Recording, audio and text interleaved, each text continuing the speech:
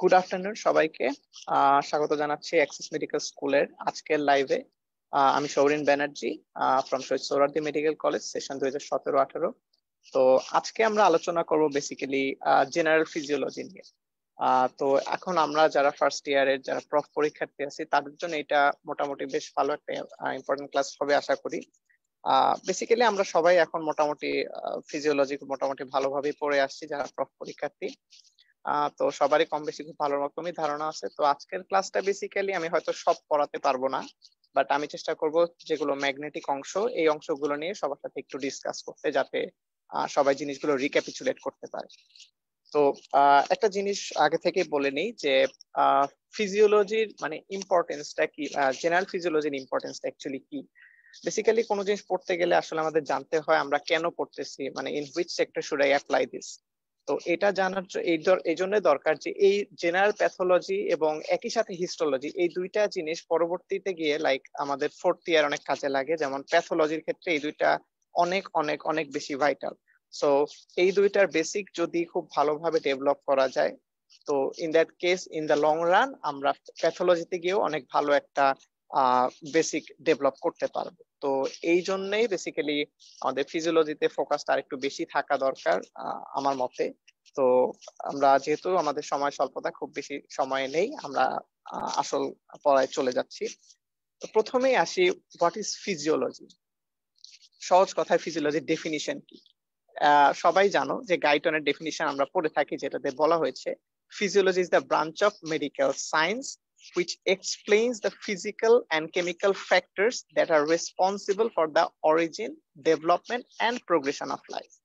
মানে হচ্ছে এটা মেডিকেল সায়েন্সেরই একটা শাখা, যেটা হচ্ছে আমার শরীরের ভেতর যে সকল ফিজিক্যাল এন্ড কেমিক্যাল ফ্যাক্টরস গুলো আছে, কেমিক্যাল সাবস্টেন্স গুলো আছে, সেগুলোর ক্যারেক্টারিস্টিক্স, সেগুলোর ফাংশনস নিয়ে কাজ করে, যেগুলো আলটিমেটলি আমাদের বডির অরিজিন, বডির ডেভেলপমেন্ট এবং বডি যে সামনের দিকে এগিয়ে চলে, বয়স বাড়তে থাকে, তারপরে যে প্রসেস গুলো এগোতে থাকে, এগুলো নিয়ে আলোচনা করে। এটাই হচ্ছে বেসিক ফিজিওলজি। এখন ফিজিওলজির ব্রাঞ্চ অনেক সময় আমাদেরকে আস্ক করা হয় ভাইভাতেও প্লাস রিটেনেও, খুব বেশি না আসলেও অনেক সময় এসে যায়। তো এই ক্ষেত্রে আমরা যেটা বলতে পারি যে ফিজিওলজি ব্রাঞ্চ বা সাব ডিভিশনের ক্ষেত্রে আমরা viral physiology, bacterial physiology, cellular physiology, plant physiology, human physiology. তো এই এই ব্রাঞ্চ গুলোর মধ্যে সবচেয়ে ইম্পর্টেন্ট, যেহেতু আমরা হিউম্যান বডি নিয়ে নার্চারি করতেছি, তো এই জন্য হিউম্যান ফিজিওলজি জিনিসটা আমাদের জন্য অনেক বেশি ইম্পর্টেন্ট। সো ভালো কথা, হিউম্যান ফিজিওলজি আমরা জানি হিউম্যান ফিজিওলজি কি করা হয়। এবার আসি আমাদের objectives or what is the goal of physiology. এটা খুবই সহজ, যারা হচ্ছে ডেফিনিশনটা বেসিক্যালি পড়ে ওখান থেকে অবজেক্টিভটা খুব ইজিলি গ্যাদার করা যায়। যেমন সিম্পলি লেখা থাকে যে goal of physiology is to explain the physical chemical factors that are responsible for the origin, development and progression of life.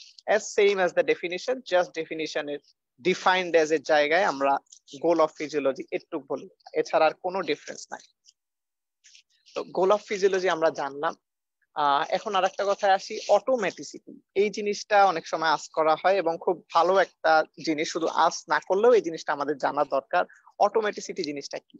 Basically অটোমেটিসিটি হচ্ছে রেসিপ্রোকাল একটা জিনিস, মানে পারস্পরিক একটা জিনিস। যেমন দেখো, একটা সেল যখন কাজ করে, সে একটা প্রোডাক্ট, সাপোজ একটা প্রোডাক্ট তৈরি করলো, প্রোটিন। এখন এই প্রোটিন কিন্তু আমার হচ্ছে সেলুলার এনভায়রনমেন্টে, সেলুলার মাইক্রো এনভায়রনমেন্টের জন্য অনেক বেশি important. At the same time এই প্রোটিনটা যেমন আমার সেলুলার এনভায়রনমেন্ট মেনটেন করার জন্য ইম্পর্টেন্ট, এই সেলুলার এনভায়রনমেন্টই কিন্তু আবার আমার প্রোটিন তৈরি করার জন্যও দরকার। কারণ আমার সেলুলার মাইক্রো এনভায়রনমেন্ট যদি কনজেনিয়াল না থাকে, ভালো না হয়, ইন দ্যাট কেস আমার প্রোটিন প্রোডাকশনটাও কিন্তু ডিফেক্টিভ হবে। সো ইন দ্যাট কেস আমরা যে পরিবেশে থাকতেছি সেই পরিবেশ থেকেই জিনিস নিচ্ছি, এবং সেই পরিবেশ থেকে জিনিস নিয়ে আবার সেই পরিবেশকে ভালো রাখার জন্যই আবার কন্ট্রিবিউট করতেছি। এটাই বেসিক্যালি অটোমেটিসিটি অফ লাইফ, যেটাকে বলা হয়েছে একটা reciprocal function. That this reciprocal interplay provides continuous অটোমেটিসিটি of the body.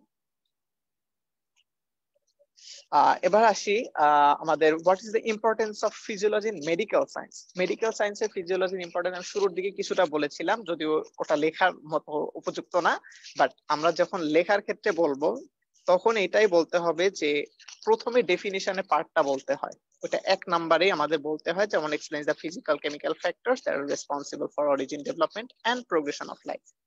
এরপরে যখন আমরা আসি সেকেন্ড পয়েন্টে, যেমন it is concerned with the specific characteristics and mechanisms of the human body that make it a living being. That is, specific characteristic এবং যে mechanisms গুলো আছে এইগুলোকে এক্সপ্লেইন করে, এগুলো নেচার ক্যারেক্টারিস্টিক গুলোকে আরো বেশি এলাবোরেট করে, যাতে করে এগুলো আমাদের আন্ডারস্ট্যান্ডিং এ আসে। একই সাথে আন্ডারস্ট্যান্ডিং এর সাথে এগুলো পরবর্তী কাজে, পরবর্তী মেডিসিন বা হচ্ছে প্যাথোলজি, জেনারেল প্যাথোলজি, এইসব ক্ষেত্রে এগুলো অ্যাপ্লাই করা যায়। এখন এই যে মেডিসিনের কথা বলতে বলতে আমাদের থার্ড পয়েন্ট চলে আসে, এই কারণে যে physiology is the basis of medicine. কারণ মেডিসিন জানতে গেলে আগে তো আমার অবশ্যই বেসিক ফিজিওলজি, আমি যদি নরমাল জানি আমি দেন অ্যাবনরমাল জানবো, তারপর হচ্ছে আমি অ্যাপ্রোচ করব। So to know the normal we must know physiology best. Then হচ্ছে sound knowledge of physiology and other related basic disciplines is essential for the rational practice of medical and related health services. So এই 4টা point মোটামুটি লিখতে পারলে এবং বলতে পারলে that is fair enough. আচ্ছা, তাহলে physiology definition, goals, objectives, automaticity এগুলো নিয়ে আমরা আলোচনা করলাম। এবার আমরা আসি internal environment, that is external fluid, extracellular fluid. এখন এক্সট্রাসেলুলার ফ্লুইডের ক্ষেত্রে আমাদের কয়েকটা ডেফিনিশন জানতে হয়, যেমন হচ্ছে what is extracellular fluid, what is intracellular and what is interstitial fluid. Extracellular fluid is simply সেলের বাইরে যত ফ্লুইড আছে সবকিছুই included into the extracellular fluid. যদি অ্যামাউন্টের কথা বলা হয়, it comprises the 1/3 of the total body fluid. Then intracellular fluid হচ্ছে সিম্পল সেলের ভিতরে যেটুকু ফ্লুইড থাকে এটাই ইন্ট্রাসেলুলার। এখন আমাদের শরীরে সেলের সংখ্যা তো কত বিলিয়ন আমার খেয়াল নাই, বাট হিউজ সেলের সংখ্যা আমার মানে অ্যাসেলুলার স্পেসের থেকে অনেক বেশি, যেহেতু ইন্ট্রাসেলুলার সেলের সংখ্যা অনেক বেশি রাদার দেন অ্যাসেলুলার স্পেস, এজন্য আমার ইন্ট্রাসেলুলার ফ্লুইডের পরিমাণটাও বেশি, that is 2/3 of the total body fluid. এবার আরেকটি ইম্পর্টেন্ট কথায় আসি, যেটা হচ্ছে ইন্টারস্টিশিয়াল ফ্লুইড। ইন্টারস্টিশিয়াল ফ্লুইডটা হচ্ছে বেসিক্যালি অবশ্যই এক্সট্রাসেলুলার ফ্লুইডের মধ্যেই পড়ে, বাট একটু স্পেসিফাইড। যেমন হচ্ছে the fluid present outside the vascular system, মানে আমার ভাস্কুলার সিস্টেমের মধ্যে কি থাকে, হচ্ছে ব্লাড থাকে, লিম্ফ থাকে, এগুলো থাকে। তো এগুলো বাদে এই ভাস্কুলার সিস্টেমের বাইরে এবং সেলের বাইরে এই দুইটার মাঝখানে ইন্টারস্টাইস বলা হয় এটাকে। ইন্টারস্টাইসে যে ফ্লুইড গুলো থাকে এগুলোকে বলা হয় ইন্টারস্টিশিয়াল ফ্লুইড। আর হচ্ছে ট্রান্সসেলুলার ফ্লুইড, ট্রান্সসেলুলার ফ্লুইডটা হচ্ছে যেগুলো হচ্ছে তোমার ক্যাভিটির মধ্যে ফ্লুইড গুলো থাকে, যেমন পেরিটোনিয়াল ক্যাভিটি, বেসিক্যালি যেগুলো হচ্ছে epithelium line cavity, peritoneal cavity, pleural cavity, pericardial fluid, এগুলো হচ্ছে ট্রান্সসেলুলার ফ্লুইড। এই ট্রান্সসেলুলার ফ্লুইড গুলো বেসিক্যালি পটেনশিয়াল স্পেসে থাকে এবং এগুলো খুব বেশি একটা আমার ফ্লুইড হোমিওস্ট্যাসিসে কন্ট্রিবিউট করে না। এগুলো বেসিক্যালি ফাংশন আপনারা সবাই জানো, যেমন প্লুরাল ফ্লুইড হচ্ছে প্লুরাল রাব গুলোকে প্রিভেন্ট করে, same for pericardial fluid. Just এটুকুই, এর বেশি জানার এই টপিকের আই গেস দরকার নেই। আরেকটা কথা আসে যে what do you mean by internal environment of the body, that is what is milieu interior. যেটা বললাম ওইটাই, এক্সট্রাসেলুলার ফ্লুইডকেই বলা হয় internal environment of the body and also milieu interior. আর হচ্ছে যদি মাইলো ইন্টেরিয়র টার্মটা হচ্ছে কে কয়েন করছে এটা জিজ্ঞেস করলে ওই যে যেমন এখানে লেখাই থাকে যে ক্লড বার্নার, ফ্রেঞ্চ ফিজিওলজিস্ট। এটা দেন হচ্ছে ইম্পর্টেন্স এক্সট্রাসেলুলার ফ্লুইডে বা ইন্টারনাল এনভায়রনমেন্টের ইম্পর্টেন্সটা কি। দেখো, আমার সেল গুলো লিভ করেই, কিন্তু সেল কিন্তু মানে ইন্ট্রাসেলুলার ফ্লুইডের ভিতর থাকেন। এক্সট্রাসেলুলার ফ্লুইডের ভিতরই হচ্ছে আমার সেল গুলো থাকে। In that case all the tissues and cells of the organism live in the milieu interior. And হচ্ছে এক্সট্রাসেলুলার এনভায়রনমেন্ট বা এক্সট্রাসেলুলার ফ্লুইডে যে ions and other contents, nutrients যেগুলো থাকে, এগুলো হচ্ছে আমার সেলুলার সার্ভাইভাল এন্ড গ্রোথের জন্য মাচ ইম্পর্টেন্ট। তো এটা হচ্ছে ইম্পর্টেন্স অফ আমার ইন্টারনাল এনভায়রনমেন্ট। এটা সেম কোশ্চেনই, বারবার দুইবার না বলাই বেটার। তো এবার আমরা পরের টপিকটাতে যাই, যে হোমিওস্টেসিস। হোমিওস্টেসিস এর ক্ষেত্রে হোমিওস্টেসিস এর ব্যাপারটা খুবই সহজ, মানে খুব ইজিলি বোঝা যায় সকলের জন্যই। আর এই জিনিসটা মোটামুটি ভাই ভালোই ধরে। আর হচ্ছে রিটেনেও বেশ অনেকবারই আসছে, যদি কোশ্চেন চেক করো দেখবা যে গাইড বা কোশ্চেন ব্যাংক বেশ বহুবার ইয়াটা আসছে, সুতরাং এটার ক্ষেত্রে ইম্পর্টেন্স আমাদের একটু বেশি দেওয়া উচিত। যেমন homeostasis, define homeostasis. As simple as that, the term homeostasis is used by physiologists to mean maintenance of nearly constant conditions in the internal environment. আমি আগেই বলছি কিন্তু nearly constant conditions in the internal environment. That doesn't mean যে আমার সবসময় 100% constant হতে হবে। 100% হওয়া কখনোই পসিবল হয় না উইদাউট এক্সেপশনস। সুতরাং আমাদের এই জিনিসটা খেয়াল রাখতে হবে যে নিয়ারলি কনস্ট্যান্ট কন্ডিশনস, এই টার্মটা অবশ্যই আমাদের মাথায় থাকতে হবে ওয়াই ডিফাইনিং হোমিওস্টেসিস। সুতরাং এক্সাম্পল দিলে অনেক কিছুই দেওয়া যায়, যেমন লাংস যেমন প্রোভাইড করে অক্সিজেন, আবার হচ্ছে কার্বন ডাইঅক্সাইড আমার এক্সেলেশনের সময় বের করে দিচ্ছে। আবার কিডনি আমাদের ফ্লুইডে হচ্ছে কি বলে এটাকে আয়নিক কনসেন্ট্রেশন গুলোকে ঠিক রাখতেছে। জিআইটি, তারপর সেম আমার সবগুলো অর্গানই মোর অর লেস হোমিওস্টেসিসের ক্ষেত্রেই কাজ করতেছে, হোমিওস্টেসিস মেইনটেইন করার জন্যই কাজ করতেছে।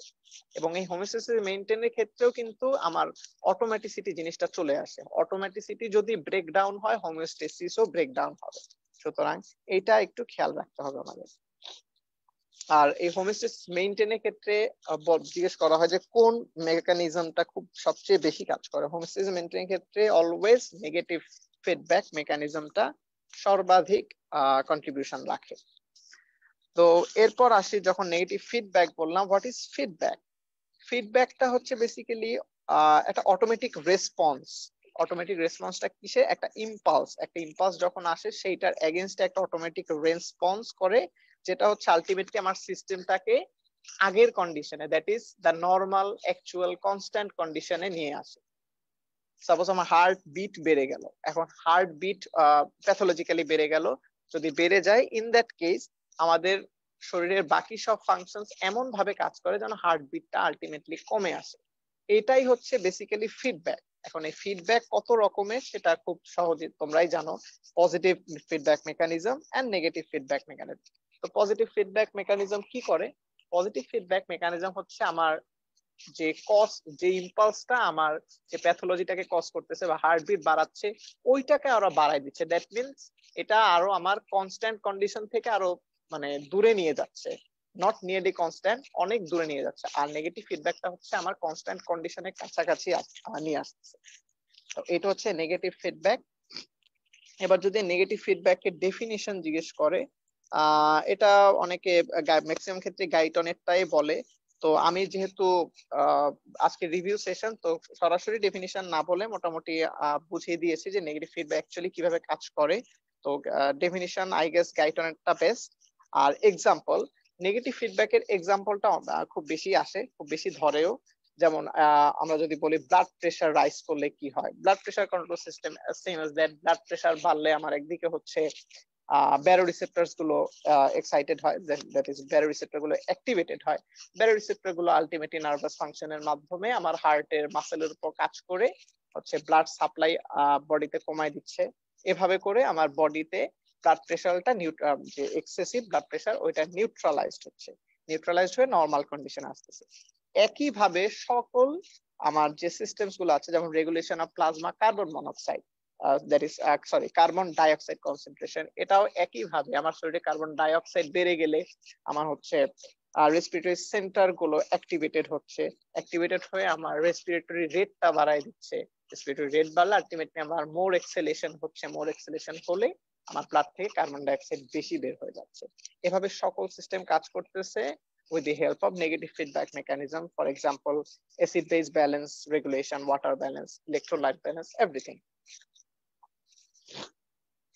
আচ্ছা, এই নেগেটিভ ফিডব্যাক মেকানিজমের ক্ষেত্রে আমার গেইন একটা খুব ইম্পর্টেন্ট জিনিস। মানে কোনো একটা মেকানিজম কাজ করতেছে, সেই মেকানিজমটার এফিসিয়েন্সি কত, এইটা হিসাব করার জন্যই বেসিক্যালি আমাদের গেইন জিনিসটা আসে। তো গেইন জিনিসটাকে বলতে গেলে এভাবে বলা হয় যে the degree of effectiveness with which a control system maintains constant conditions determined by the gain of negative feedback. তো গেইন জিনিসটা খুব ছোট একটা এক্সাম্পল দিয়ে বলি, যেমন আমাদের সিস্টোলিক প্রেসার ইউজুয়ালি নর্মাল ধরা হয় 120।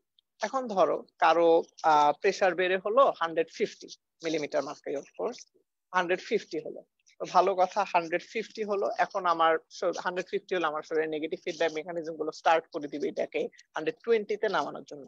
এখন আগেই বলছি যে এগুলো বেসিক্যালি নেগেটিভ ফিডব্যাক নিয়ারলি কনস্ট্যান্টের দিকে কাজ করে। সুতরাং 150 থেকে আমার নেগেটিভ ফিডব্যাকটা কমায় এটাকে 130 তে আনলো, তাহলে আমার কারেকশন এক্স্যাক্টলি কতটুকু হলো? আমার ভুল হয়েছে মানে এক্সেস হয়েছিল 30 millimetre mercury, that is 150 minus 120 30। এটা হচ্ছিল আমার এক্সেস বেড়ে গিয়েছিল, এখন আমার 150 থেকে 130 তে নিয়ে আসলাম। মানে কত? আমি কারেকশন করলাম 20 মিলিমিটার মার্কারি, আর এরর থাকলো কতটুকু? আমার নরমাল ছিল 120, আমার কারেকশনের পরে এখন ব্লাড প্রেশার 130, তাইলে আমার এরর হচ্ছে 10 মিলিমিটার মার্কারি। তার মানে আমার কারেকশন হলো 150 to 130, that is 20 millimeter mercury, and error হচ্ছে 130 minus 120, that is 10 millimeter mercury। তাহলে আবার গেইন কিভাবে হিসাব করবো? গেইন হচ্ছে কারেকশন বাই এরর। এটা খুব সুন্দরভাবে গাইটনে দেয়া আছে। আমার এক্সাম্পল যদি ভুলও হয়, প্লিজ তোমরা গাইটনটা খুলে একবার দেখে নিবা। তো এইভাবে কারেকশন আমার যেহেতু এখানে 20 আর error 10, in that case 20/10, gain হচ্ছে 2। তো এই গেইন জিনিসটা খুব সুন্দর একটা জিনিস, এটা আইটেমেও অনেকেই ধরে, আমাকেও ধরছিল প্রফের সময় প্লাস হচ্ছে অন্যান্য সময়। তো এই জিনিসটা মোটামুটি বেশ ভালোভাবে জেনে রাখলে বেশ সুবিধা পাওয়া যায়। আচ্ছা, আর হচ্ছে নেগেটিভ ফিডব্যাক মেকানিজম এর কম্পোনেন্টস গুলো কি? বেসিক্যালি কম্পোনেন্টস গুলো খুব ইজিলি তোমরা করতে পারবা। যেমন হচ্ছে একটা সেট পয়েন্ট ভ্যালু, ওই যে বললাম আমার টার্গেট ছিল 120 হচ্ছে একটা set point value. Set point value, এখন সেট পয়েন্ট ভ্যালু, ভালো কথা, সেট পয়েন্ট ভ্যালুতে নিয়ে যাওয়ার জন্য আমার কি থাকতে হবে? বেসিক্যালি আমার সেন্সরস থাকতে হবে। আমার যদি সেন্সরস না থাকে আমি তো বুঝবো না যে আমার প্রেসার কি বাড়ছে অর কমছে। তো এই সেন্সর থাকার কারণে বুঝতে পারছি যে আমার প্রেসার বাড়ছে। তো আমার কি দরকার? সেট পয়েন্ট ভ্যালু একটা দরকার। সেকেন্ডলি আমার একটা সেন্সর দরকার, যেটা হচ্ছে আমার আমার ব্লাড প্রেসারটাকে মনিটর করবে। আর হচ্ছে একটা কম্পারেটর থাকা দরকার। কম্পারেটর কি করে? কম্পারেটরটা হচ্ছে আমি যে ইনপুট দিচ্ছি ওই ইনপুটটাকে ইন্টারপ্রেট করে, যে ইনপুটটা কি আমার কি ধরনের ইনপুট বেসিক্যালি। সুতরাং যাতে আমি বুঝতে পারি যে এটা আমার প্রেসার কি বেড়ে গেছে নাকি কমে গেছে, এই জিনিসটা বোঝার জন্য আমার কম্পারেটর দরকার। মানে আমার ডেভিয়েশনটা কোন দিকে বেসিক্যালি। আমার প্রেসার তো সিস্টোলিক 120 থেকে 150 হতে পারে, বা হুট করে 120 থেকে 90 তেও চলে আসতে পারে। তো এই ডেভিয়েশনটা চেক করার জন্য আমার কম্পারেটর দরকার। আর বাকিটা হচ্ছে ইফেক্টর। ইফেক্টর মানে হচ্ছে যে মেকানিজম গুলো, সরি, যে প্রসেসের মাধ্যমে আমার ব্লাড প্রেসারটা কন্ট্রোল হচ্ছে। যেমন হচ্ছে হার্ট বিট বেড়ে গিয়েছিল, হার্ট বিট এবার কমতেছে, এভাবে করে পেরিফেরাল রেজিস্ট্যান্স একটু কমতেছে, এভাবে করে আমার ব্লাড প্রেসারটা আস্তে ফল করবে। তো এই প্রসেস গুলোই হচ্ছে ইফেক্টর। তাহলে আমার set point value, sensors, comparators and effectors, এই চারটা হচ্ছে নেগেটিভ ফিডব্যাক মেকানিজমের কম্পোনেন্টস। আচ্ছা, নেগেটিভ ফিডব্যাক নিয়ে অনেক কিছু বলে ফেললাম। এবার পজিটিভ ফিডব্যাক নিয়ে খুব বেশি কিছু এক্স্যাক্টলি থাকে না, এখানে কয়েকটা এক্সাম্পল জিজ্ঞেস করে। আগেই বলেছি পজিটিভ ফিডব্যাক হচ্ছে আমার এমন একটা ফিডব্যাক মেকানিজম যেটা হচ্ছে আমার যে মানে পজিটিভ ইম্পালসটাকে আরো বাড়ায় দেয়। এখন অনেক সময় দেখা যায় এই জিনিসটা আমার জন্য লাইফ থ্রেটনিং হয়ে যায়। যেমন এক্সাম্পল দিতে গেলে, যেমন হিউজ ব্লাড লস হলো। হিউজ ব্লাড লস হলে কি হবে? হিউজ ব্লাড লস হলে আমার আলটিমেটলি দেখা যায় কার্ডিয়াক পাম্পটা ফল করে। কারণ হচ্ছে হিউজ ব্লাড লস থাকলে কার্ডিয়াক পাম্প কেন ফল করে? কারণ হচ্ছে আমি যদি ধরো আমার একটা অ্যাক্সিডেন্ট হয়ে আমার একটা আর্টারি কেটে গেল, এখন আমি যদি ওইখানে ব্লাড সাপ্লাই বাড়তে থাকে ওখান থেকে তো আরো ব্লাড বেরোবে। এই জিনিসটা সেন্স করে আমার হচ্ছে কার্ডিয়াক পাম্পটা পাম্পিং কমায় দেয়। কমায় দেওয়ার কারণে এখন কি হয়? কার্ডিয়াক পাম্প যদি কমে তাহলে সারা বডিতে আমার ব্লাড যাচ্ছে কম। ব্লাড কম যাওয়া মানে আমার ভেনাস রিটার্নটাও কম হচ্ছে। আবার হচ্ছে যেহেতু সারা বডি মানে হচ্ছে ইনক্লুডিং আমার হার্ট, তো সারা বডিতে ব্লাড কম যাওয়া মানে আমার হার্টেও ব্লাড কম যাওয়া। এখন হার্টের মাসলে যদি ব্লাড কম যায়, হার্টের পাম্পিং ক্যাপাবিলিটিও আস্তে কমতে থাকবে। এই কমতে কমতে দেখা যায় যে আলটিমেটলি কার্ডিয়াক পাম্পটাও আলটিমেটলি ফেল করে এবং ব্লাড প্রেসার ফল করে। দেখা যায় যে আলটিমেটলি এক পর্যায়ে গিয়ে আমার হার্টটার কাজ করে না। এই সাইকেল রিপিট হতে হতে হার্ট একসময় পাম্প করা বন্ধ করে দেয়, আলটিমেটলি ডেথ। এটা হচ্ছে একটা। দ্বিতীয়, এটা হচ্ছে একটা negative example of positive feedback mechanism. এবার আসি পজিটিভ ফিডব্যাক মেকানিজমের পজিটিভ কিছু ইফেক্টস নিয়ে। পজিটিভ ইফেক্টস এর মধ্যে আছে যেমন হচ্ছে blood clotting, child birth, generation of nerve signals. তো ব্লাড ক্লটিং এর ক্ষেত্রে কি হয়, যখন প্লেটলেট অ্যাগ্রিগেশন হয়। হ্যালো, হ্যাঁ। তো যখন প্লেটলেট অ্যাগ্রিগেশন হয়, একটা প্লেটলেট কি হয়, যখন এগুলো অ্যাক্টিভেটেড হয়ে একটা আরেকটাকে অ্যাক্টিভেটেড করতে থাকে। এই অ্যাক্টিভেশনটা একটা কন্টিনিউয়াস সাইকেলের মতো চলে। যখন একটা প্লেটলেট অ্যাক্টিভেট হলে তার সারাউন্ডিং প্লেটলেট গুলোকে অ্যাক্টিভেট করে। এভাবে আস্তে আস্তে প্লেটলেট গুলো অ্যাগ্রিগেশন হয়ে কন্টিনিউয়াসলি অ্যাক্টিভেটেড হতে থাকে এবং ব্লাড ক্লটিংটা আরো ফাস্ট হয়। এই কারণে এটা হচ্ছে একটা পজিটিভ ফিডব্যাক মেকানিজমের এক্সাম্পল। এবার হচ্ছে চাইল্ড বার্থ। চাইল্ড বার্থের ক্ষেত্রে যেটা হয়, চাইল্ড বার্থের ক্ষেত্রে সবাই জানে অক্সিটোসিনের একটা ইফেক্ট থাকে। তো যখন দেখা যায় যে আমার যখন হেডটা, মানে যদি আমার হেডটা যখন সার্ভিক্সের লাইনে চলে আসে, তখন হচ্ছে সার্ভিক্স কে পুশ করে, স্ট্রেচ করে। এই স্ট্রেচ অফ দ্য সার্ভিক্স তখন হচ্ছে একটা সিগন্যাল সেন্ড করে ইউটেরাইন মাসলস কে, যেটা হচ্ছে basically body of the uterus K effect করে। এখন বডি অফ দ্য ইউটেরাস তখন হচ্ছে আরো কন্ট্রাক্ট করে আমার বাচ্চাটাকে আরো পুশ করে নিচের দিকে। বাচ্চাটা যত সার্ভিক্সটাকে স্ট্রেচ করে যেতে থাকে, এই স্ট্রেচ সিগন্যালটা আরো আমার ইউটেরাইন বডিকে সিগন্যাল পাঠায় টু কন্ট্রাক্ট। তো এই কন্ট্রাকশনটা চলতে থাকে until the body of the baby is expulsed from the body of the mother. এটা হচ্ছে সেকেন্ড এক্সাম্পল। এবং থার্ড এক্সাম্পল হচ্ছে generation of nerve impulse, nerve signals. Generation of nerve signals এর ক্ষেত্রে একটা জিনিস দেখা যায়, যেমন ইম্পালস যখন আসে একটা নিউরোমাসকুলার জাংশনে, ইম্পালস যখন আসে দেখা যায় এটা বেসিক্যালি পোস্টসিন্যাপটিকে একটু বেশি দেখা যায়। যেমন যদি সামান্য লিকেজ হয়, সোডিয়ামের লিকেজ, দ্যাট ইজ সোডিয়াম আমার নার্ভ সেলের ভিতরে ঢুকে অ্যাকশন পটেনশিয়ালের জন্য যখন ঢুকে হচ্ছে এটা ভোল্টেজ গেটেড সোডিয়াম আর ক্যালসিয়াম চ্যানেলস গুলোকে ওপেন করে, তখন হচ্ছে হিউজ মাত্রায় সোডিয়াম গুলো ভিতরে ঢুকতে থাকে। তো এইটা হচ্ছে আরেকটা এক্সাম্পল। দেখো, আমার সোডিয়াম আসলো, আমার সোডিয়াম তো ভিতরে ঢুকে ডিপোলারাইজ করলো, তো আমার তো উচিত ছিল যে এটাকে আবার বের করে দিয়ে আমার রিপোলারাইজেশন পাওয়া, কিন্তু না। তখন আরো স্ট্রং ডিপোলারাইজেশনের জন্য এই সোডিয়াম লিকেজটা আরো sodium voltage gated sodium channels calcium channels কে অ্যাক্টিভেট করে দেন হচ্ছে আমার নার্ভ নিউরোমাসকুলার জাংশনের প্রিসিন্যাপটিক এর ভিতরে আরো বেশি মাত্রার সোডিয়াম গুলোকে ইনপুট নেয়। তো এটা হচ্ছে আরেকটা পজিটিভ ফিডব্যাকের এক্সাম্পল। তো এগুলো গেল হচ্ছে পজিটিভ ফিডব্যাক, নেগেটিভ ফিডব্যাক। আর why positive feedback vicious cycle যে বলে দিলাম, ব্লাডের ক্ষেত্রে যেটা হয়, ব্লাড লসের ক্ষেত্রে এরকম এক্সাম্পল। যদি আরো দু একটা এক্সাম্পল বই থেকে বলতে পারো দ্যাট উড বি বেস্ট। তো এর বেশি আই গেস দরকার পড়ে না। তো এটাই গেল আমার পজিটিভ ফিডব্যাক, নেগেটিভ ফিডব্যাক। আর হচ্ছে নেক্সট আমরা একটা কোশ্চেন করে থাকি যে control systems of the body, মানে what are the control systems. তো ওই যে বললাম, এই কন্ট্রোল সিস্টেমস গুলোই কিন্তু বেসিক্যালি ইফেক্টরের কাজ করে। যেমন এখানে অনেকগুলো কন্ট্রোল সিস্টেমস বলা আছে, যেমন cardiovascular, endocrine, nervous, digestive, integumentary মানে স্কিন, রিপ্রোডাক্টিভ, রেসপিরেটরি, ইউরিনারি। তো এই সিস্টেম গুলোর কাজ মোটামুটি আমরা সবাই কম বেশি জানি। এগুলো আসলে এটা মোটামুটি হালকা একটু পড়ে গেলেই নিজে থেকে বলা যায়, সুতরাং এটা আমি নিয়ে আর সময় নষ্ট করলাম না। এটা ধরে এবং আশা করি সবাই খুব ইজিলি পেরে যাবে। তো নেক্সট যে আমাদের টপিকটা সেটা হচ্ছে সেল এন্ড ইটস ফাংশন। সেলের ক্ষেত্রে আমরা অ্যাজ ইউজুয়াল জানি, সেল আমরা অনেক আগে থেকে পড়ে আসতেছি, ক্লাস 7-8 থেকেই হয়তো পড়তেছি, খেয়াল নাই আমার। তো সেলের ক্ষেত্রে যেটা হয়, সেলের ক্ষেত্রে আমরা ফার্স্ট অফ অল সেলের কি কি কম্পোনেন্টস থাকে বা সেলটা কি স্ট্রাকচারাল কম্পোনেন্ট কি কি। একটা হচ্ছে প্লাজমা মেমব্রেন, একটা protoplasm as we all know. Then হচ্ছে প্রোটোপ্লাজমের ভিতর কি থাকে, প্রোটোপ্লাজমের ভিতর সাইটোপ্লাজম, নিউক্লিয়াস। সাইটোপ্লাজমের ভিতর হচ্ছে আমার অর্গানেলিস থাকে, ইনক্লুশনস থাকে। এখন অর্গানেলির ক্ষেত্রে একটা জিনিস জিজ্ঞেস করা হয় যে কোনটা মেমব্রেনাস অর্গানেলি এন্ড কোনটা হচ্ছে নন মেমব্রেনাস অর্গানেলি। তো মেমব্রেনাস অর্গানেলির ক্ষেত্রে যেটা বলা হয়, আমরা একটা পড়েছিলাম যে নেমোনিক, যে হাস্যকর যদিও, যে মায়েরা পাগল আর কি।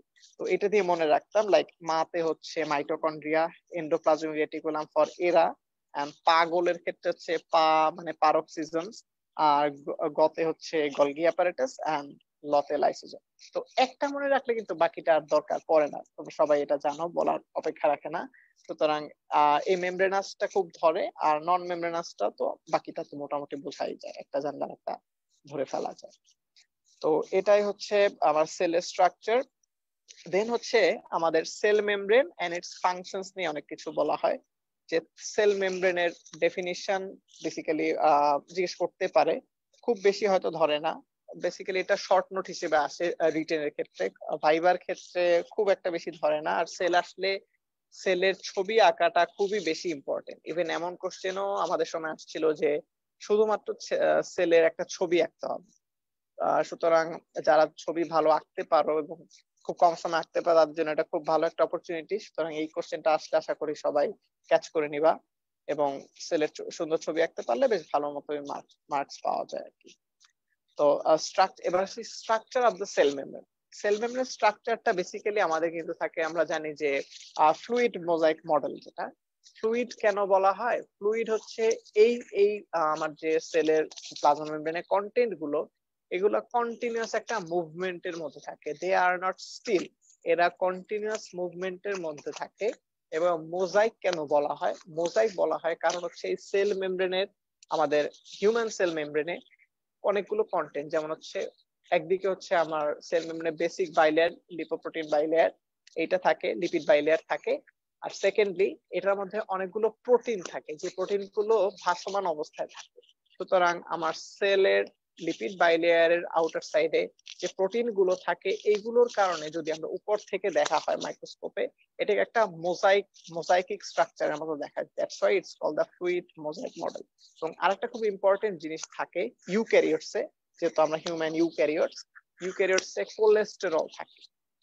এই জিনিসটা খুব ইম্পর্টেন্ট, যে যদি আলাদা করতে হয় ইউক্যারিওটস প্রোক্যারিওটস, ইউক্যারিওটসে কোলেস্টেরল থাকে, যেটা হচ্ছে আমার প্রোক্যারিওটস বা কি বলে এটাকে আদিকোষী জীবে থাকে না। সুতরাং এই জিনিসটা খেয়াল রাখতে হবে।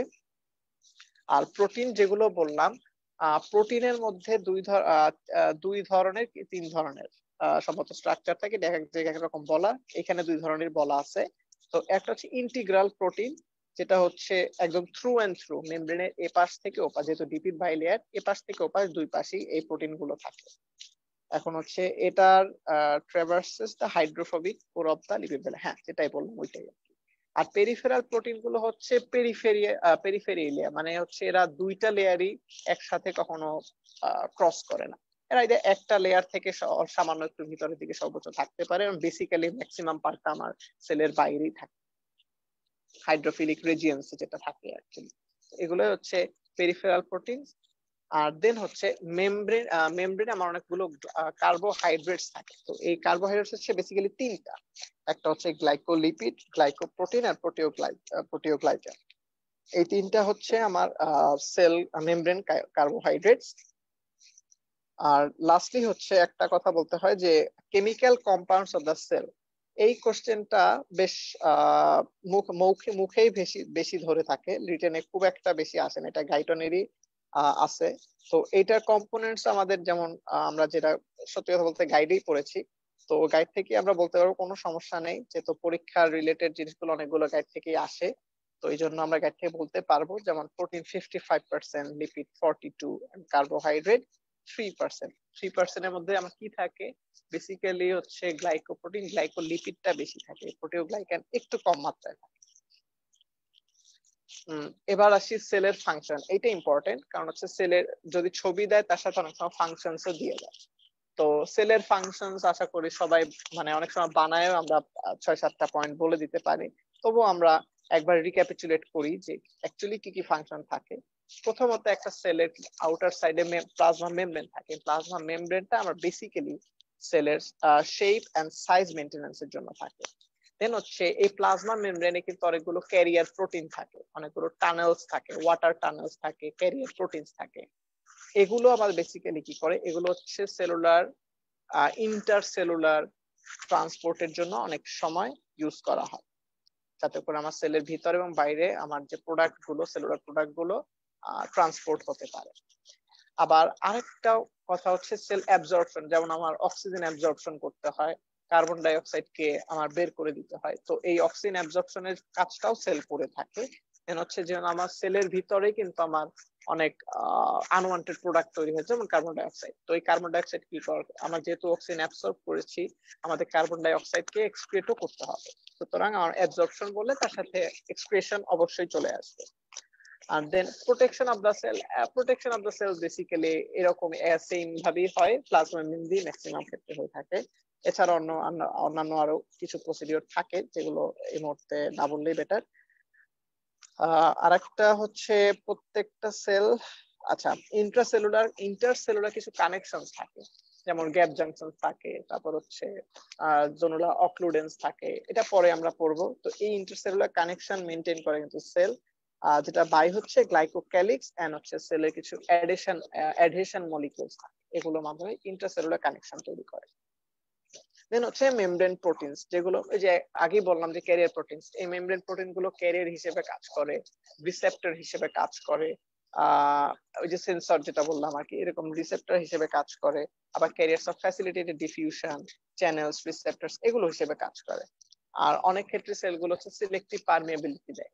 তো lipid bilayer, lipid soluble substance গুলো এটা কোনো ক্যারিয়ার ছাড়াই আমার প্রবেশ করতে পারে, বাট অন্য যেগুলো লিপিড সলিউবল না, সেগুলো আমার ক্যারিয়ার ছাড়া সেলের ভিতরে ইনপুট নিতে পারে না। দ্যাটস ওয়াই এটা সিলেক্টিভলি পারমিয়াবল, এটাও বলতে হবে। নেক্সট আমরা আসি মেমব্রেন প্রোটিনস এর ফাংশন।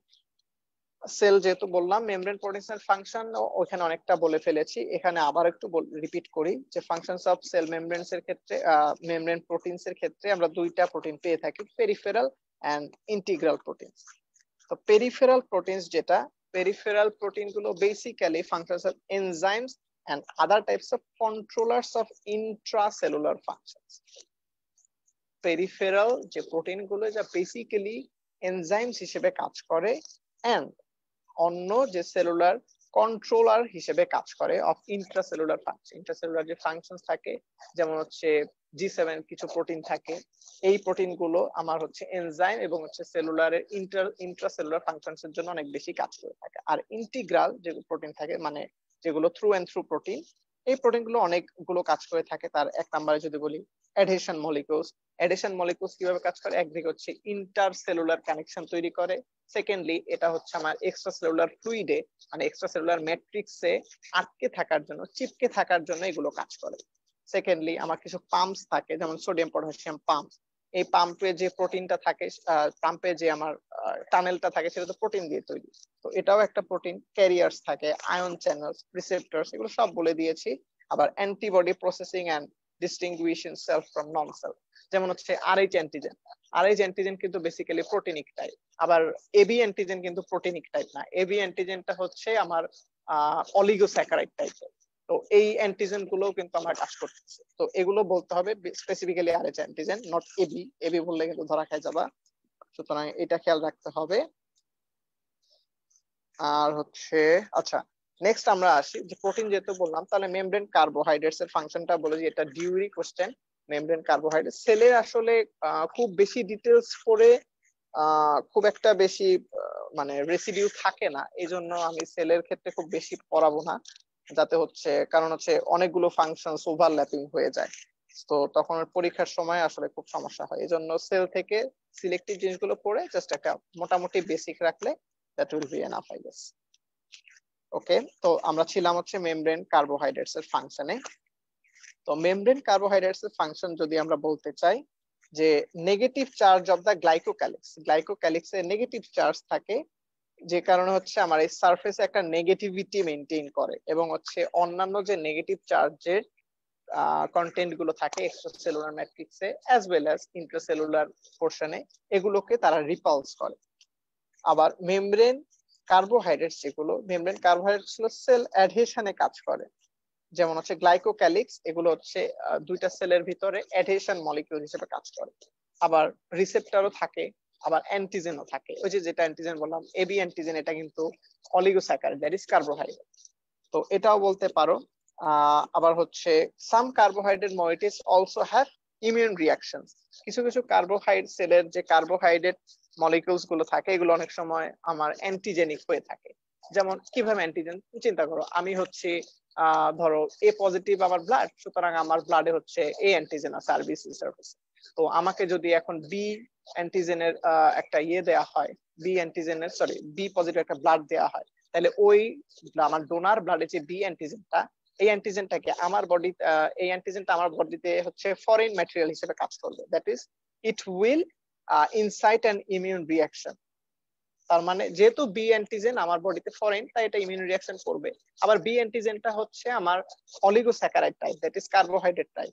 সুতরাং এই জিনিসটা আমাদেরকে হচ্ছে ইমিউন রিয়াকশন ইনসাইট করতে হেল্প করে। এটাই হচ্ছে কার্বোহাইড্রেটস এর ফাংশন। ওকে, আর একটা খুব ইম্পর্টেন্ট জিনিস এটা জেনে রাখবা যে লিপিড সলিউবল সাবস্টেন্স কোনগুলো এবং লিপিড ইনসলিউবল সাবস্টেন্স কোনগুলো। তো লিপিড সলিউবল সাবস্টেন্স খুব ইজিলি বলা যায় যেগুলো আমার ইজিলি সেলের ভিতরে ডিফিউজ হয়, যেমন অক্সিজেন, কার্বন ডাইঅক্সাইড, ওয়াটার। এগুলোর জন্য আলাদা কোনো চ্যানেলের দরকার পড়ে না, এগুলোর জন্য আলাদা কোনো ক্যারিয়ার প্রোটিনের দরকার পড়ে না, because they are easily soluble to the lipid. সুতরাং তারা ইজিলি ট্রান্সপোর্টেড হতে পারে to the outside and the inside of the cell. তো বাকি যেগুলো আছে লিপিড ইনসলিউবল, তার মধ্যে যেমন যেগুলো আমার ক্যারিয়ার প্রোটিন দরকার সেগুলো হিসাব করে বলেই দেয়া যায়, যেমন sodium, potassium, chlorine, bicarbonate, calcium, glucose, amino acid, এগুলো সবগুলোর জন্য আমার একটা ক্যারিয়ার প্রোটিন দরকার, ট্রান্সপোর্টার দরকার, এগুলো দরকার পড়ে। সুতরাং এগুলো হচ্ছে আমার লিপিড ইনসলিউবল সাবস্টেন্স। নেক্সট আমরা যে কোশ্চেনটা যাব সেটা হচ্ছে অর্গানেলিস এন্ড ইনক্লুশনস। অর্গানেলিস কোনগুলো? বেসিক্যালি অর্গানেলিস গুলোর ডেফিনিশনে বলা আছে যে these are the living, highly specialized microscopic structures embedded in the substance of the cytoplasm which appears as translucent and homogeneous in the living cell. তো এগুলো হচ্ছে বেসিক্যালি লিভিং এবং তাদের একটা স্পেসিফাইড ফাংশন থাকে, সেলের ভিতরেই তারা এমবেডেড হয়ে থাকে, দ্যাট ইজ সেলের ভিতরে একটা স্পেসিফিক পজিশনে তারা থাকে, সেখান থেকে স্পেসিফিক ফাংশন তারা হচ্ছে আন্ডারগো করে, দেন হচ্ছে এরা বেসিক্যালি ট্রান্সলুসেন্ট হয় এন্ড হচ্ছে এট দ্য সেম টাইম হোমোজিনাস টাইপের হয়। হোমোজিনাস মানে সমধর্মী, বাকি সেলদের গুলোর সাথে বাকি সেল কন্টেন্ট গুলোর থেকে অনেকটা সমধর্মী থাকে। এটা হচ্ছে সেল অর্গানেলি। আচ্ছা, এবার অর্গানেলি, ওই যে এই অর্গানেলি বললে মেমব্রেনাস, নন মেমব্রেনাস চলে আসে, যেটা আমি আগেই বলে দিয়েছি, সুতরাং এটা রিপিট করলাম না। এবার আমরা যাব যে কোশ্চেনটা অনেকবার আসে, যে এন্ডোপ্লাজমিক রেটিকুলাম। আমরা শুরু থেকেই জানি যে এন্ডোপ্লাজমিক রেটিকুলাম কিরকম, স্ট্রাকচারালি কিরকম, এবং হচ্ছে এটা টাইপ গুলো কি কি। তো আরেকবার বলি, যেমন ইউক্যারিওটিক সেলের সাইটোপ্লাজমে এই এন্ডোপ্লাজমিক রেটিকুলাম একটা অ্যানাস্টোমোসিস হিসেবে কাজ করে। এটা হচ্ছে সেলের আউটসাইডের সাথে ইনসাইড, দ্যাট ইজ নিউক্লিয়াসের মধ্যে একটা কানেকশন হিসেবে কাজ করে, ইন্টারকমিউনিকেট চ্যানেল হিসেবে কাজ করে। ঠিক আছে, এবার এই এই এই এন্ডোপ্লাজমিক রেটিকুলাম যেহেতু দুই টাইপ, একটা হচ্ছে স্মুথ এন্ডোপ্লাজমিক রেটিকুলাম এবং আরেকটা হচ্ছে রাফ এন্ডোপ্লাজমিক রেটিকুলাম। স্মুথ যেগুলো সেগুলো হচ্ছে রাফটা বলি, রাফটার সাথে আমরা সবাই জানি যে রাইবোজোম কানেক্টেড থাকে, সুতরাং রাইবোজোম যেখানে আছে সেখানে প্রোটিন সিনথেসিস হওয়ার চান্সই অনেক বেশি হবে, খুব স্বাভাবিক। ওকে, তো ফাংশনস অফ, তাহলে আমার ফাংশনস তো অবশ্যই জিজ্ঞেস করবে। ফাংশনস বলার ক্ষেত্রে আমরা অবশ্যই আলাদা আলাদা করে বলবো যে রাফ এন্ডোপ্লাজমিক রেটিকুলাম কিভাবে কাজ করে, স্মুথ এন্ডোপ্লাজমিক রেটিকুলাম কিভাবে কাজ করে। তো রাফ এন্ডোপ্লাজমিক রেটিকুলামের ক্ষেত্রে আমরা যদি বলি যে প্রিন্সিপাল ফাংশনস গুলো বেসিক এক ধরনের function to segregate proteins not design for the cytosols, মানে আমার যে প্রোটিন গুলো সেল সাইটোসোলের জন্য দরকার নেই সেগুলোকে সবার আগে আলাদা করবে হচ্ছে এই রাফ এন্ডোপ্লাজমিক রেটিকুলাম। দেন আমার যে অক্সিলিয়ারি ফাংশনস বা অ্যাডিশনাল ফাংশনস সেগুলো হচ্ছে ইনিশিয়াল গ্লাইকোসাইলেশন অফ গ্লাইকোপ্রোটিনস, দ্যাট ইজ প্রোটিনের সাথে আমার নন প্রোটিনিক আমার গ্লাইকো যেটা বলে কার্বোহাইড্রেটের সাথে যদি আমরা নন কার্বোহাইড্রেট একটা স্ট্রাকচার যোগ করি, এটা হচ্ছে গ্লাইকোসাইলেশন। তো এই গ্লাইকোসাইলেশন অফ গ্লাইকোপ্রোটিনস এ হেল্প করে রাফ এন্ডোপ্লাজমিক রেটিকুলাম। দেন হচ্ছে synthesis of phospholipids, that is phospholipid সিনথেসিসে কাজ করে। Secondly, thirdly assembly of multi chain proteins. আর ফোর্থ হচ্ছে সার্টেন পোস্ট ট্রান্সলেশনাল মডিফিকেশন আর নিউলি ফর্মড পলিপেপটাইড। যেহেতু আমার সাথে রাইবোজোম থাকে, সুতরাং পোস্ট ট্রান্সলেশনাল মডিফিকেশনস এর ক্ষেত্রে অবশ্যই রাফ এন্ডোপ্লাজমিক রেটিকুলাম কাজ করবে। ফাংশন গুলো হয়তো একটু হ্যাফাজার্ড বা হচ্ছে কঠিন লাগতে পারে, বাট এই জিনিসটা আসলে একটু বুঝে বা একটু রিলেট করে পড়লে সব থেকে বেটার হয়, so that you can remember so easily in the time of exam. Okay, then হচ্ছে স্মুথ এন্ডোপ্লাজমিক রেটিকুলামের ক্ষেত্রে আমরা যেটা বলতে পারি, এগুলো হচ্ছে basically function wise synthesis of phospholipid molecules that constitute all cellular membrane. তাহলে এবার আমরা আসি আমার সেল মেমব্রেনে যে ফসফোলিপিড গুলো থাকে সেগুলো কোত্থেকে আসে? এগুলো আসে স্মুথ এন্ডোপ্লাজমিক রেটিকুলাম থেকে। এবং synthesis of steroid in steroid secreting cells, synthesis of steroid in steroid secreting cells, that means adrenal medulla cortex. এখানে আমার যে স্টেরয়েড হরমোন গুলো বের হয়, কর্টিকোস্টেরয়েডস হরমোন গুলো বের হয়, এই সব সেলে যে আমার স্টেরয়েড গুলো তৈরি হয় এগুলো বেসিক্যালি স্মুথ এন্ডোপ্লাজমিক রেটিকুলাম থেকে আসে। আবার এটা এট the same time smooth endoplasmic reticulum আমাদের ডিটক্সিফিকেশন সাইট হিসেবে কাজ করে। আমরা জানি ডিটক্সিফিকেশন বেসিক্যালি লিভারে হয়, সুতরাং লিভারে যে ডিটক্সিফিকেশন প্রসেস হয় সেই প্রসেসটার সাথে smooth endoplasmic reticulum directly related. Then আমরা যদি বলি as the sarcoplasmic reticulum it plays an important role in skeletal and cardiac muscle contraction। আমরা জানি সার্কোপ্লাজমিক রেটিকুলাম কিভাবে কাজ করে, আমরা হয়তো জিপিতেই পড়বো যে নিউরোমাসকুলার ফাংশন কিভাবে কাজ করে। সুতরাং নেক্সট পয়েন্টটা আমরা বলে ফেলি যে contains enzymes for glycogenolysis. Glycogenolysis যখন হয় আমার যখন আমার ব্লাডে গ্লুকোজ কমে যায় তখন হচ্ছে গ্লাইকোজেনোলাইসিস হয়। তো এই প্রসেসটার সাথে আমার স্মুথ এন্ডোপ্লাজমিক রেটিকুলাম মানে সরাসরি রিলেটেড আর কি। দেন আমরা যদি বলি মাইটোকন্ড্রিয়াল ফাংশন, মাইটোকন্ড্রিয়া হয়তো সবাই খুব ভালোই পারো আশা করতেছি। তো এখানে ডেফিনিশন খুব বেশি অত ইম্পর্টেন্ট না, মোটামুটি গুছায় বলতে পারলে দ্যাট উইল বি এনাফ নিজের মতো করে। আর সাইজ শেপ এগুলো আমি বললাম না, বাট ফাংশনসটা ইম্পর্টেন্ট এই কারণে কারণ ফাংশনসটা মোটামুটি বেশ থরলি এবং রাফলি ধরে, যা সেক্ষেত্রে আমার ফাংশনস গুলো খুব ইজিলি বলতে পারলে that will be good for our exam. তো most of the ATP of the সেলের যে এটিপি আমরা সবাই জানি মাইটোকন্ড্রিয়া থেকে আসে, সুতরাং এটা হচ্ছে power house of the cell. আরেকটা জিনিস বলে রাখি, মাইটোকন্ড্রিয়াল ডিএনএটা কিন্তু হচ্ছে আদি টাইপ, আদি মানে হচ্ছে প্রোক্যারিওট টাইপ, এবং এই মাইটোকন্ড্রিয়া আমার ইউক্যারিওটস প্রকৃত কোষী এবং হচ্ছে আদি কোষী এই দুই ধরনের সেলেই থাকে, এবং তাদের ডিএনএটা হচ্ছে এক্সট্রাসেলুলার না সরি, তাদের ডিএনএটা হচ্ছে ডাবল স্ট্র্যান্ডেড সার্কুলার ডিএনএ। এবং এটা মাইটোকন্ড্রিয়া যখন আবিষ্কার হয় এটা বেসিক্যালি একটা অর্গানিজম হিসেবে আবিষ্কৃত হয়েছিল যখন শুরুর দিকে। এটা আবিষ্কৃত হয় তার দেন হচ্ছে যখন সেলের ভিতর ইনক্লুডেড হয়, এটা আমাদের ইভলিউশনের কারণে একসময় সেলের একটা ইন্টিগ্রাল পার্ট হিসেবে অ্যারাইজ করে। তখন থেকে মাইটোকন্ড্রিয়া একটা, এজন্য দেখবা যে মাইটোকন্ড্রিয়া কিন্তু স্বতন্ত্র ভাবে তার ডিএনএ ইনহেরিট করতে পারে। তার হচ্ছে যেহেতু আমার সার্কুলার ডাবল স্ট্র্যান্ডেড ডিএনএ থাকে, সুতরাং এটা নিজে থেকে রেপ্লিকেট করতে পারে। এই একটাকে। সেকেন্ডলি আর একটা যেটা পয়েন্ট বললাম যে প্রোক্যারিওট ইউক্যারিওট দুইটাতেই সেম টাইপের মাইটোকন্ড্রিয়া থাকে with same type of DNA. তো এই জিনিসটা একটু খেয়াল রাখলে বেটার হবে আশা করি। দেন আমরা মাইটোকন্ড্রিয়া কন্টেইনস অনেকগুলো এনজাইম, যেমন এটিপেজ এনজাইম থাকে, তারপর হচ্ছে রেসপিরেটরি চেইনের এনজাইমস থাকে, দেন হচ্ছে oxidative phosphorylation, citric acid cycle, beta oxidation, এই ভাইটাল যে প্রসেস গুলো তার এনজাইমস গুলো কিন্তু এই মাইটোকন্ড্রিয়া ক্রিস্টি এই স্ট্রাকচারের মধ্যেই থাকে। ওকে, এই যে লাস্ট পয়েন্ট এটা বলা হয়েছে যে it contains DNA, hence it takes parts in the synthesis of RNA and proteins. Okay, mitochondria খুবই ভালো আমরা পড়লাম।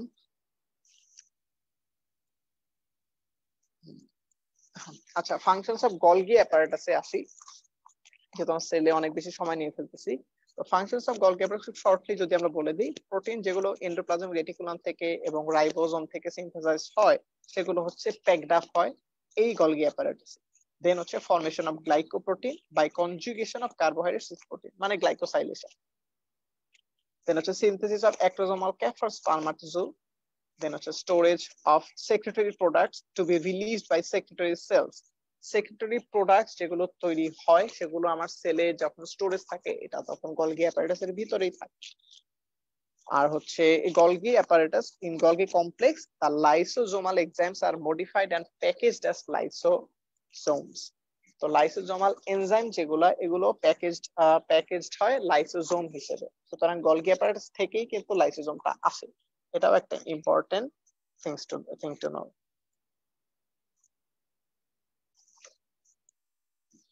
নেক্সট আমরা যে টপিকটা বলবো সেটা হচ্ছে সাইটোস্কেলেটন। সেলের আমরা শেষের দিকে চলে এসেছি প্রায়। তো সাইটোস্কেলেটন আমরা জানি সাইটোস্কেলেটন কি কি থাকে এবং সাইটোস্কেলেটনের ফাংশনস, এই দুইটা জিনিস খুব ইম্পর্টেন্ট। সাইটোস্কেলেটনের কম্পোনেন্টসটা যদি সবার আগে বলি, microtubules, microfilaments, also known as actin filaments and then intermediate filaments. তো ইন জেনারেল ফাংশনস বেসিক্যালি না বলাটাই বেটার, বাট আমরা আলাদাভাবে মাইক্রোটিউবুলস এর কি বলে এটাকে, সাইটোস্কেলেটনের ফাংশন গুলো আলাদাভাবে পড়াই সবচেয়ে বুদ্ধিমানের কাজ হবে। সুতরাং আলাদাভাবে পড়লে ইন জেনারেলি বলা যায়। সুতরাং আমরা একটা কাজই আগে করি, দেন হচ্ছে আমার সেকেন্ড কাজটা অটোমেটিক্যালি হয়ে যাবে। সুতরাং মাইক্রোটিউবুলস এর ফাংশন যদি আমরা বলি, যেমন হচ্ছে they provide support and shape to the cell. আগেই বলেছিলাম যে আমার সেল তো ভাসতে থাকে না, সেল তো হচ্ছে আমার এক্সট্রা সেলুলার ম্যাট্রিক্সে একটা স্পেসিফিক পজিশনে সে থাকে। সে তো আমার একটা সেল তো সারা বডিতে ঘুরতেছে না, এক্সেপ্ট আরবিসি বা অন্যান্য ব্লাড সেল, একটা স্পেসিফিক জায়গায় থাকতেছে। তো এই স্পেসিফিক জায়গায় তার অ্যাটাচ করে থাকার জন্য মাইক্রোটিউবুলস দরকার। Secondly, participates in the intracellular transport of other organelles. আমার সেলের ভিতরে যখন ট্রান্সপোর্ট হয়, অর্গানেলির ভিতরে যখন ট্রান্সপোর্ট হয় অফ সেক্রেটরি প্রোডাক্টস বা কোনো ধরনের প্রোডাক্টস এর, তখন এই মাইক্রোটিউবুলস সেখানে হেল্প করে। এটা পাইপের মতো কাজ করে সহজ কথায়। And then হচ্ছে assist in cellular movement by forming cilia, flagella, centrioles. Cilia, flagella, centrioles এগুলো সিম্পলি মাইক্রোটিউবুলস দিয়ে গঠিত হয়, এবং এই মাইক্রোটিউবুলস সিলিয়া ফ্লাজেলা যখন মুভ করে, এই মুভমেন্টের ক্ষেত্রে কিন্তু মাইক্রোটিউবুলস রাউন্ডলি ঘুরতে থাকে, যেটাকে বলা হয় ডাইনি নার্ভ। এই ডাইনি নার্ভের মুভমেন্টের কারণেই কিন্তু তোমার হচ্ছে আমার সেলুলার সিলিয়া গুলো মুভমেন্ট করতে থাকে। আর একটা কথা বলে দিই যে ডাইনি নার্ভ যখন ডিফেক্টিভ হয়, যখন কাজ করে না, তখন হচ্ছে আমার ইমমোটাইল সিলিয়ারি সিনড্রোম ডেভেলপ করে। তো এটা হচ্ছে মাইক্রোটিউবুলস একটা ইম্পর্টেন্স হিসেবে বলা যায়। আর at the same time আমার সেল যখন ডিভিশন হয়, তখন it forms the spindle which moves the chromosome in case of mitosis. তো মাইক্রোটিউবুলস এর ফাংশন আমরা বলে ফেলাম। নেক্সট আমরা মাইক্রোফিলামেন্টের ফাংশনও এভাবে বলতে পারি যে একটু মাইক্রোফিলামেন্ট অ্যাক্টিন ফিলামেন্ট হিসেবে কাজ করে, সুতরাং মাসেল কন্ট্রাকশন এটা অবশ্যই কন্ট্রিবিউট করবে। এবং at the same time it contributes to the moving and shifting of the components of cytoplasm. That means moving and shifting of the components of cytoplasm এর মধ্যে যে কম্পোনেন্টস গুলো থাকে বা নিউট্রিয়েন্ট প্রোডাক্ট, এগুলো মুভ করার জন্য কিন্তু আমার মাইক্রোফিলামেন্টস গুলো দরকার। আবার আমরা যেটা দেখি যে কেমোট্যাক্সিসের ক্ষেত্রে কি হয়, আমার যেমন যখন অ্যামিবয়েড মুভমেন্ট দেখেছি, ওইখানে অ্যাক্টিন ফিলামেন্টে কিন্তু খুবই ভালো একটা এক্সাম্পল। যেমন আমার কেমোট্যাকটিক সাবস্টেন্সের দিকে আমার অ্যামিবয়েড মুভমেন্ট হয়, এই অ্যামিবয়েড মুভমেন্টটা কিন্তু বেসিক্যালি অ্যাক্টিন ফিলামেন্টের মাধ্যমে হয়। যেদিকে আমার কেমোট্যাকটিক সাবস্টেন্স থাকে, ওই দিকেই আমার সেলে কিছু রিসেপ্টরস থাকে, ওই রিসেপ্টরস গুলো অ্যাক্টিভেট হয়ে আমার অ্যাক্টিন ফিলামেন্টকে অ্যাক্টিভেট করে, দেন হচ্ছে অ্যাক্টিন ফিলামেন্ট কন্ট্রাকশন রিল্যাক্সেশনের মাধ্যমে আমার সেলুলার মুভমেন্টটা হয় towards the chemotactic substance. Then হচ্ছে actin network of microfilaments provide a cytoskeleton framework of the cell and help the cells to perform endocytosis, exocytosis, phagocytosis, movement of flagella. সুতরাং এই function গুলো হচ্ছে মাইক্রোফিলামেন্টের। দেন আমরা ইন্টারমিডিয়েট ফিলামেন্টের ক্ষেত্রেও আরো কিছু ফাংশন বলতে পারি, যে involve the slow component of exoplasmic transport, then play a role as smooth muscle cytoskeletal component, then involved in pigment granule movement with cell spreading, have a junctional complex structural element. তাহলে আমাদের সাইটোস্কেলেটন জিনিসটা হয়ে গেল with functions. Next আমরা যে টপিকটা বলবো সেটা হচ্ছে ইন্ট্রাসেলুলার কানেকশনস। ইন্ট্রাসেলুলার কানেকশনস এর ক্ষেত্রে ডেফিনিশন খুব বেশি ধরে না, জাস্ট অল্প সামান্য ডিসক্রাইব করে দিলেই হয়। দেন হচ্ছে টাইপটা ধরে, টাইপটা অনেক সময় ধরতে পারে, যেমন হচ্ছে আমার অক্লুডিং যে ইয়াটা থাকে, give me 1 minute.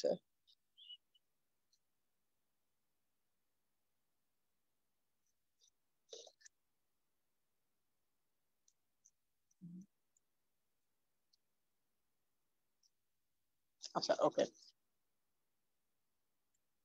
Intercellular connections এর ক্ষেত্রে যেটা থাকে যে প্রথমে যদি বলি অক্লুডিং বা ইমপারমিয়েবল জাংশন, যে অক্লুডিং জাংশনসটাকে অনেক সময় জোনোনা অক্লুডেন্সও বলা হয়। কিংবা টাইট জাংশনও বলা হয়। সেকেন্ডলি যেটা থাকে সেটা হচ্ছে adhesive or anchoring or adhering junction, যেমন জনুলা অ্যাডহেরেন্স, ডেসমোজোমস, হেমিডেসমোজোমস। আবার ডেসমোজোমকে ম্যাকুলা অ্যাডহেরেন্সও বলা হয়। সুতরাং জনুলা অ্যাডহেরেন্স, ম্যাকুলা অ্যাডহেরেন্স এন্ড হেমিডেসমোজোমস এগুলো হচ্ছে আমার ইন্টারসেলুলার কানেকশন।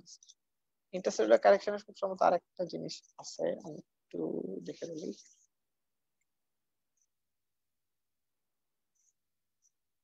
ইয়েস, আরেকটা যেটা থার্ড যে কম্পোনেন্ট সেটা হচ্ছে কমিউনিকেটিং জাংশন, যেটা হচ্ছে বেসিক্যালি চ্যানেলস, তার মানে হচ্ছে গ্যাপ জাংশন। এখন ইন্টারসেলুলার কানেকশন নিয়ে খুব বেশি পড়ে না, জাস্ট হয়তো সর্বোচ্চ এই টাইপ গুলোই ধরতে পারে, সুতরাং এটা নিয়ে আমি আর খুব একটা বেশি টাইম না নেওয়াই বেটার হবে। নেক্সট আমরা যেটা সবচেয়ে important part of general physiology হচ্ছে মেমব্রেন ট্রান্সপোর্ট।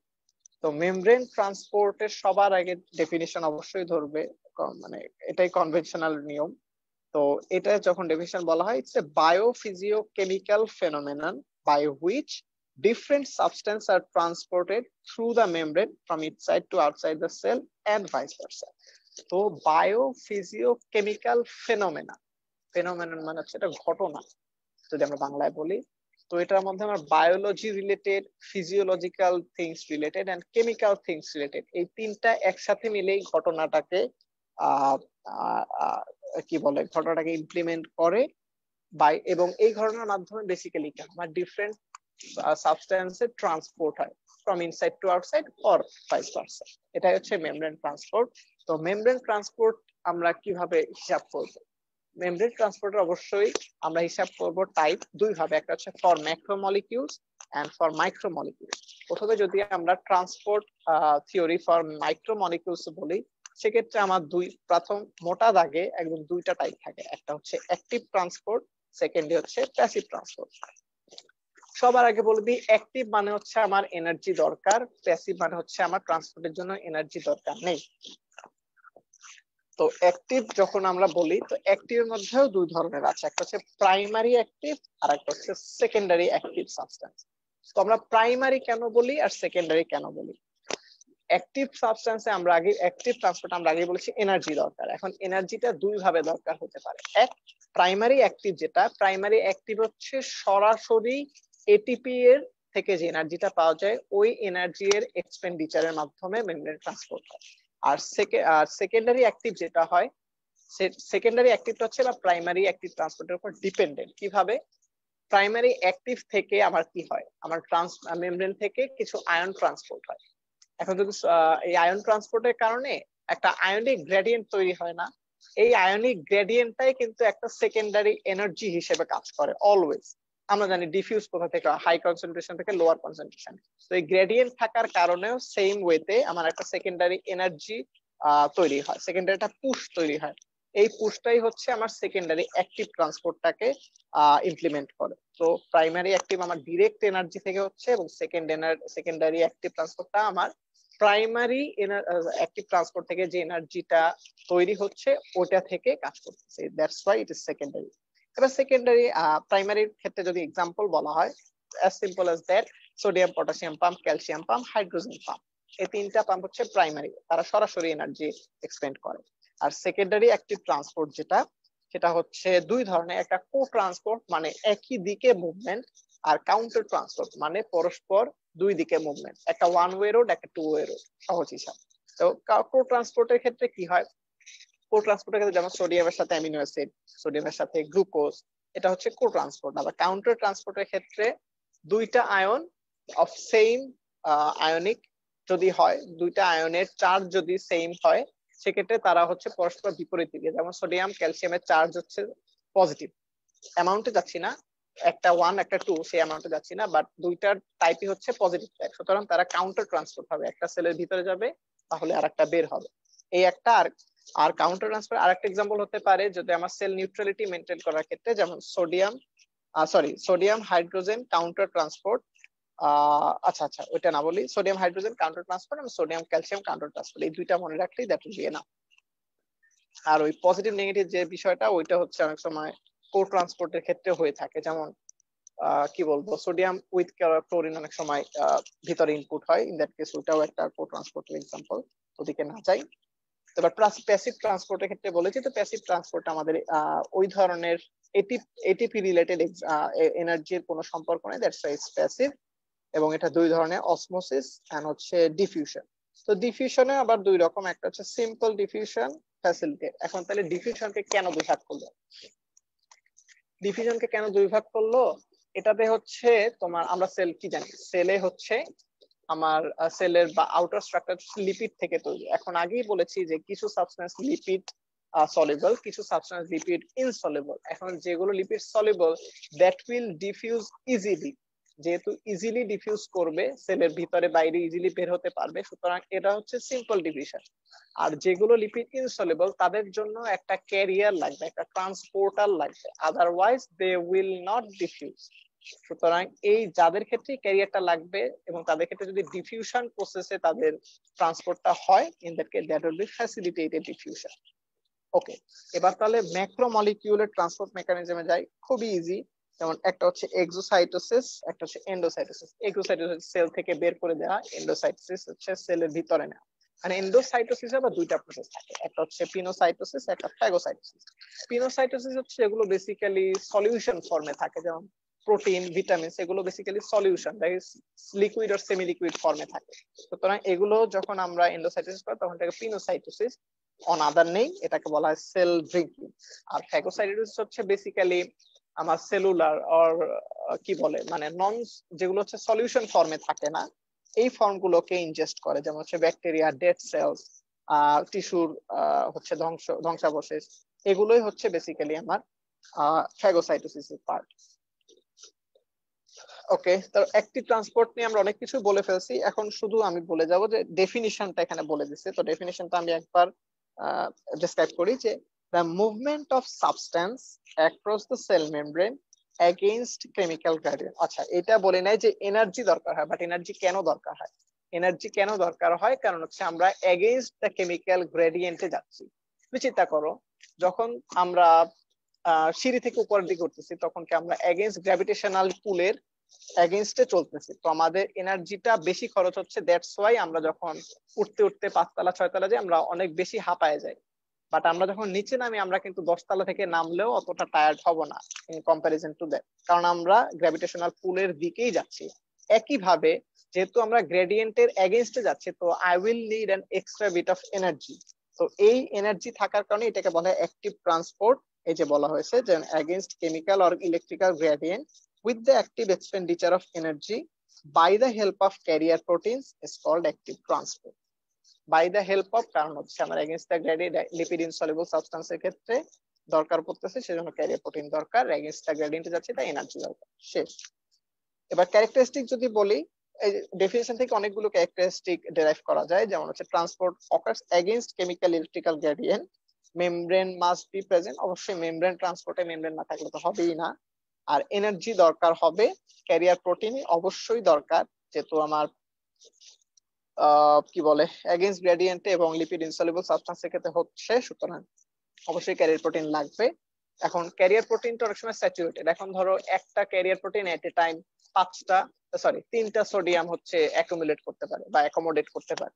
সুতরাং সেখানে যদি তুমি 3টাই দিয়ে দাও, তাহলে হচ্ছে এটা স্যাচুরেটেড হয়ে যাবে। এরপর যদি তুমি আরো সোডিয়াম দাও, ওগুলো কিন্তু ট্রান্সপোর্ট সে করতে পারবে না। সুতরাং এই ক্যারিয়ার প্রোটিন গুলো হচ্ছে স্যাচুরেটেড হতে পারে। আর ক্যারিয়ার প্রোটিন গুলো অবশ্যই স্পেসিফিক, লাইক ক্যালসিয়ামের চ্যানেল কিন্তু সোডিয়াম ট্রান্সপোর্ট করবে না, বা অন্য কোনো জিনিস ট্রান্সপোর্ট করবে না। ঠিক আছে, তো এগুলো হচ্ছে অনেক বেশি স্পেসিফিক, এবং হচ্ছে substances to be transported have different affinity to the transport system. আবার শুধু স্পেসিফিকও না, তাদের অ্যাফিনিটিরও ব্যাপার আছে। অনেক ক্ষেত্রে দেখা যায় হাইলি স্পেসিফিক যদি না হয়, দেখা যায় একই টাইপের দুইটা সাবস্টেন্স, যেমন সোডিয়াম প্লাস হাইড্রোজেন, দুইটা একই সাথে একই চ্যানেল দিয়ে হয়তো ঢুকতে পারে, আমি শিওর না, বাট ঢুকতে পারে। যদি ঢুকতে পারে সেক্ষেত্রে কি হয়, অনেক ক্ষেত্রে দেখা যায় সোডিয়ামের প্রতি অ্যাফিনিটি বেশি এবং হচ্ছে আমার হাইড্রোজেনের ক্ষেত্রে অ্যাফিনিটি কম। সুতরাং সোডিয়ামের ট্রান্সপোর্টটা খুব ভালোভাবে হবে, হাইড্রোজেন হচ্ছে এভাবে। আমি জাস্ট একটা এক্সাম্পল দিলাম। আচ্ছা, এবার ক্লাসিফিকেশনও same, primary active, secondary active. একদম আমি পুরো জিনিসটাই বলে দিয়েছি যে কিভাবে প্রাইমারি অ্যাক্টিভ সেকেন্ডারি অ্যাক্টিভ কাজ করে। এবার আমি মেকানিজমটায় যাই, যে প্রাইমারি অ্যাক্টিভ ট্রান্সপোর্টটা কিভাবে অ্যাকচুয়ালি কাজ করে। দেখো, প্রাইমারি অ্যাক্টিভ এক্সাম্পল যদি বলি, প্রথমে হচ্ছে যে সাবস্টেন্স গুলো ট্রান্সপোর্টেড হবে, ওই সাবস্টেন্স প্লাস এটিপি হচ্ছে তাদের respective binding site on the carrier প্রোটিনে বাইন্ড করে। যেখানে বাইন্ড করা হয় একটা সাইটে এটিপি বাইন্ড করে এবং বাকি সাইট গুলোতে হচ্ছে আমার যে সাবস্টেন্স ট্রান্সপোর্ট হবে সেটা বাইন্ড করে।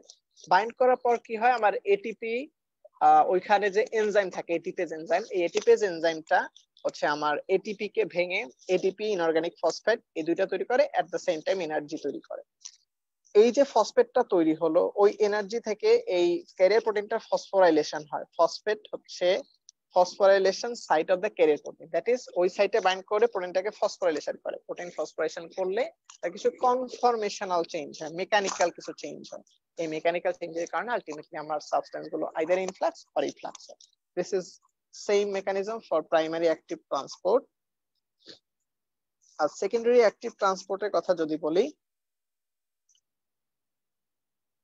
হ্যাঁ, সেকেন্ডারি অ্যাক্টিভ ট্রান্সপোর্টের ক্ষেত্রে যেটা হয়, প্রথমে যদি আমরা ধরি, ধরো সাপোজ সোডিয়াম গ্রেডিয়েন্ট প্রথমে প্রডিউসড হয়। সেকেন্ডারি অ্যাক্টিভ আগে বলে দিয়েছে যে প্রাইমারি অ্যাক্টিভ থেকে যে এনার্জি, সাপোজ ওই আমি যে প্রাইমারি অ্যাক্টিভটা বললাম ওই ক্ষেত্রে সোডিয়ামটা বের হয়ে গেল। এখন ধরো আমার ইউজুয়ালি চিন্তা করো সোডিয়ামের কনসেন্ট্রেশন কিন্তু সেলের বাইরে অনেক বেশি থাকে, ভিতরে অনেক কম থাকে। তা সত্ত্বেও আমার সোডিয়াম পটাশিয়াম পাম্পের মাধ্যমে সোডিয়াম বের করে দিলাম, তাহলে কি আমার বাইরের দিকে সোডিয়াম কনসেন্ট্রেশন আরো বেশি হলো এবং ভিতরের দিকে সেলের ভিতরে সোডিয়াম কনসেন্ট্রেশন আরো কম হলো। এখন এই যে গ্রেডিয়েন্টটা কাজ করে, এই গ্রেডিয়েন্টটা কি করে, আউটসাইড থেকে সোডিয়ামটাকে ফোর্স করে যে যাও তুমি সেলের ভিতরে ঢুকো। এই ভিতরে ঢোকার জন্য কি হয়, আবার সেম ক্যারিয়ার প্রোটিনে আমার বাইন্ড করে এটিপেস থাকে আবার তার অ্যাপ্রোপ্রিয়েট সাইটে। ওই সাইটে গিয়ে এটিপেস হচ্ছে আমার কি বলে প্রোডিউসিং দ্য আইসিএফ, আচ্ছা ওই এটিপেসটা আবার ব্রেকডাউন হয়ে দেন একই সাথে ফসফোরাইলেশন করে আমার সোডিয়াম গুলোকে ভিতরে নিয়ে আসে। তো দুইটা অলমোস্ট সেম, একটা হচ্ছে প্রাইমারিটাকে ডিরেক্ট সরি সেকেন্ডারিতে এটিপি থাকবে না, প্রাইমারিটাতে এটিপি হচ্ছে ইউজ হবে এবং এটার কারণে যে গ্রেডিয়েন্টটা তৈরি হবে এই গ্রেডিয়েন্টের কারণেই আমার হচ্ছে বাইরের সাবস্টেন্সটা ভিতরের দিকে পুশ করার ট্রাই করবে। এই পুশের কারণে যে ট্রান্সপোর্টটা হবে সেটা হচ্ছে সেকেন্ডারি ট্রান্সপোর্ট। ওকে, তাহলে আমার primary transport secondary transport I guess সবার জন্যই কিছুটা হলেও ক্লিয়ার, যদিও পুরোটা না হয়। আচ্ছা, দেন আমার প্রাইমারি ট্রান্সপোর্টের ক্ষেত্রে যেটা ইম্পর্টেন্ট সেটা হচ্ছে sodium potassium pump. Sodium potassium পাম্পের কথা যদি আমি বলি, সোডিয়াম পটাশিয়াম পাম্পের ডেফিনিশন এন্ড মেকানিজম এই দুইটাই বেশ ধরে। তো ডেফিনিশন যদি বলে যে sodium potassium pump is a primary active transport mechanism which pumps free sodium from inside to outside at the same time, influx to potassium from outside through inside the cell across the cell membrane against the concentration gradient with active expenditure of energy from hydrolysis of ATP by the help of a carrier protein. Okay, then হচ্ছে আমার মেকানিজমটাতে কি কি থাকে এটা একটা important জিনিস। Sodium potassium মেকানিজমে basically থাকে একটা carrier protein for sodium potassium pump, যেটা হচ্ছে একটা আলফা বিটা সাব ইউনিট থাকে।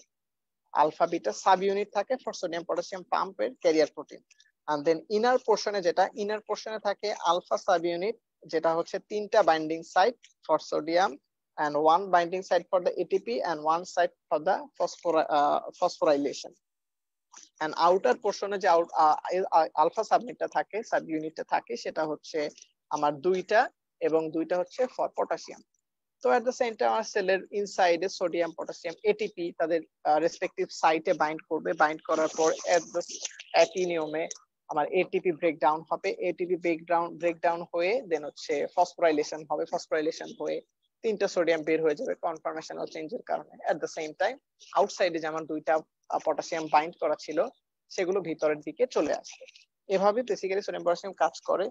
সোডিয়াম পটাশিয়াম পাম্পের যে ইম্পর্টেন্সটা আমাদের জন্য অনেক বেশি জরুরি, কারণ এটা ভালো পরীক্ষা খুব ভালোভাবে আসে এবং ইউ শুড নো ইট, কারণ সোডিয়াম পটাশিয়াম পাম্পের ইম্পর্টেন্স অনেক অনেক অনেক বেশি। তো ফিজিওলজিক্যাল ইম্পর্টেন্স যদি চিন্তা করি, যেমন it is responsible for generation of membrane potential. আমরা জানি মেমব্রেন পোটেনশিয়ালের জন্য অবশ্যই এটা কাজ করে, আমরা কিছুক্ষণ পরে পড়বো। দেন হচ্ছে ইট কন্ট্রোলস দ্য সেল ভলিউম। সেলের ভলিউম কিভাবে মেনটেন করে, যেমন হচ্ছে আমার কি করতেছে, এটা তিনটা সোডিয়াম বের করে দিচ্ছে আবার দুইটা পটাশিয়াম। তো সেলের ভিতরে আলটিমেটলি যখন এই সোডিয়াম যখন বের হয়ে যাচ্ছে তার সাথে কিছু ওয়াটারও বের হয়ে যায়, ঠিক আছে। তো এভাবে হচ্ছে সেলের ভলিউমটা কন্ট্রোল করে, এটা আমি নেক্সট বলতেছি এটার পরে। হচ্ছে it is the basis of nerve and muscle functions.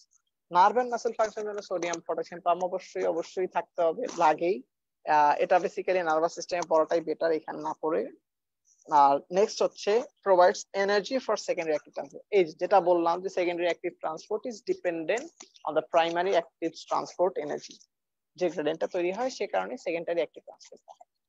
Okay, then clinical importance যদি বলি, যে sodium potassium pump inhibitor digitally reduce to heart failure. আগেই বলছি সোডিয়াম পটাশিয়াম পাম্প অনেক ইম্পর্টেন্ট। এই যে দেখো, হার্ট ফেলিয়ারের জন্য যে ডিজিটালি ইউজ করা হয় সেটা হচ্ছে sodium potassium pump inhibitor.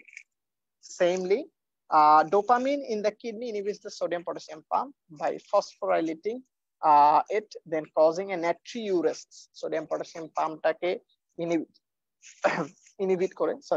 Inhibit করে এটা হচ্ছে নাট্রিউরেসিসে পজিটিভ ফ্যাক্টর হিসেবে কাজ করে। ওকে, তো দেন সোডিয়াম পটাশিয়াম পাম্প কিভাবে সেলের ভলিউমটাকে কন্ট্রোল করে? দেখো, সেলের ভিতরে অনেকগুলো লার্জ প্রোটিন থাকে, এবং একটা জিনিস সবসময় কনস্ট্যান্ট ধারণা রাখবে যে সেলের ভিতরে অলওয়েজ নেগেটিভলি চার্জ থাকে।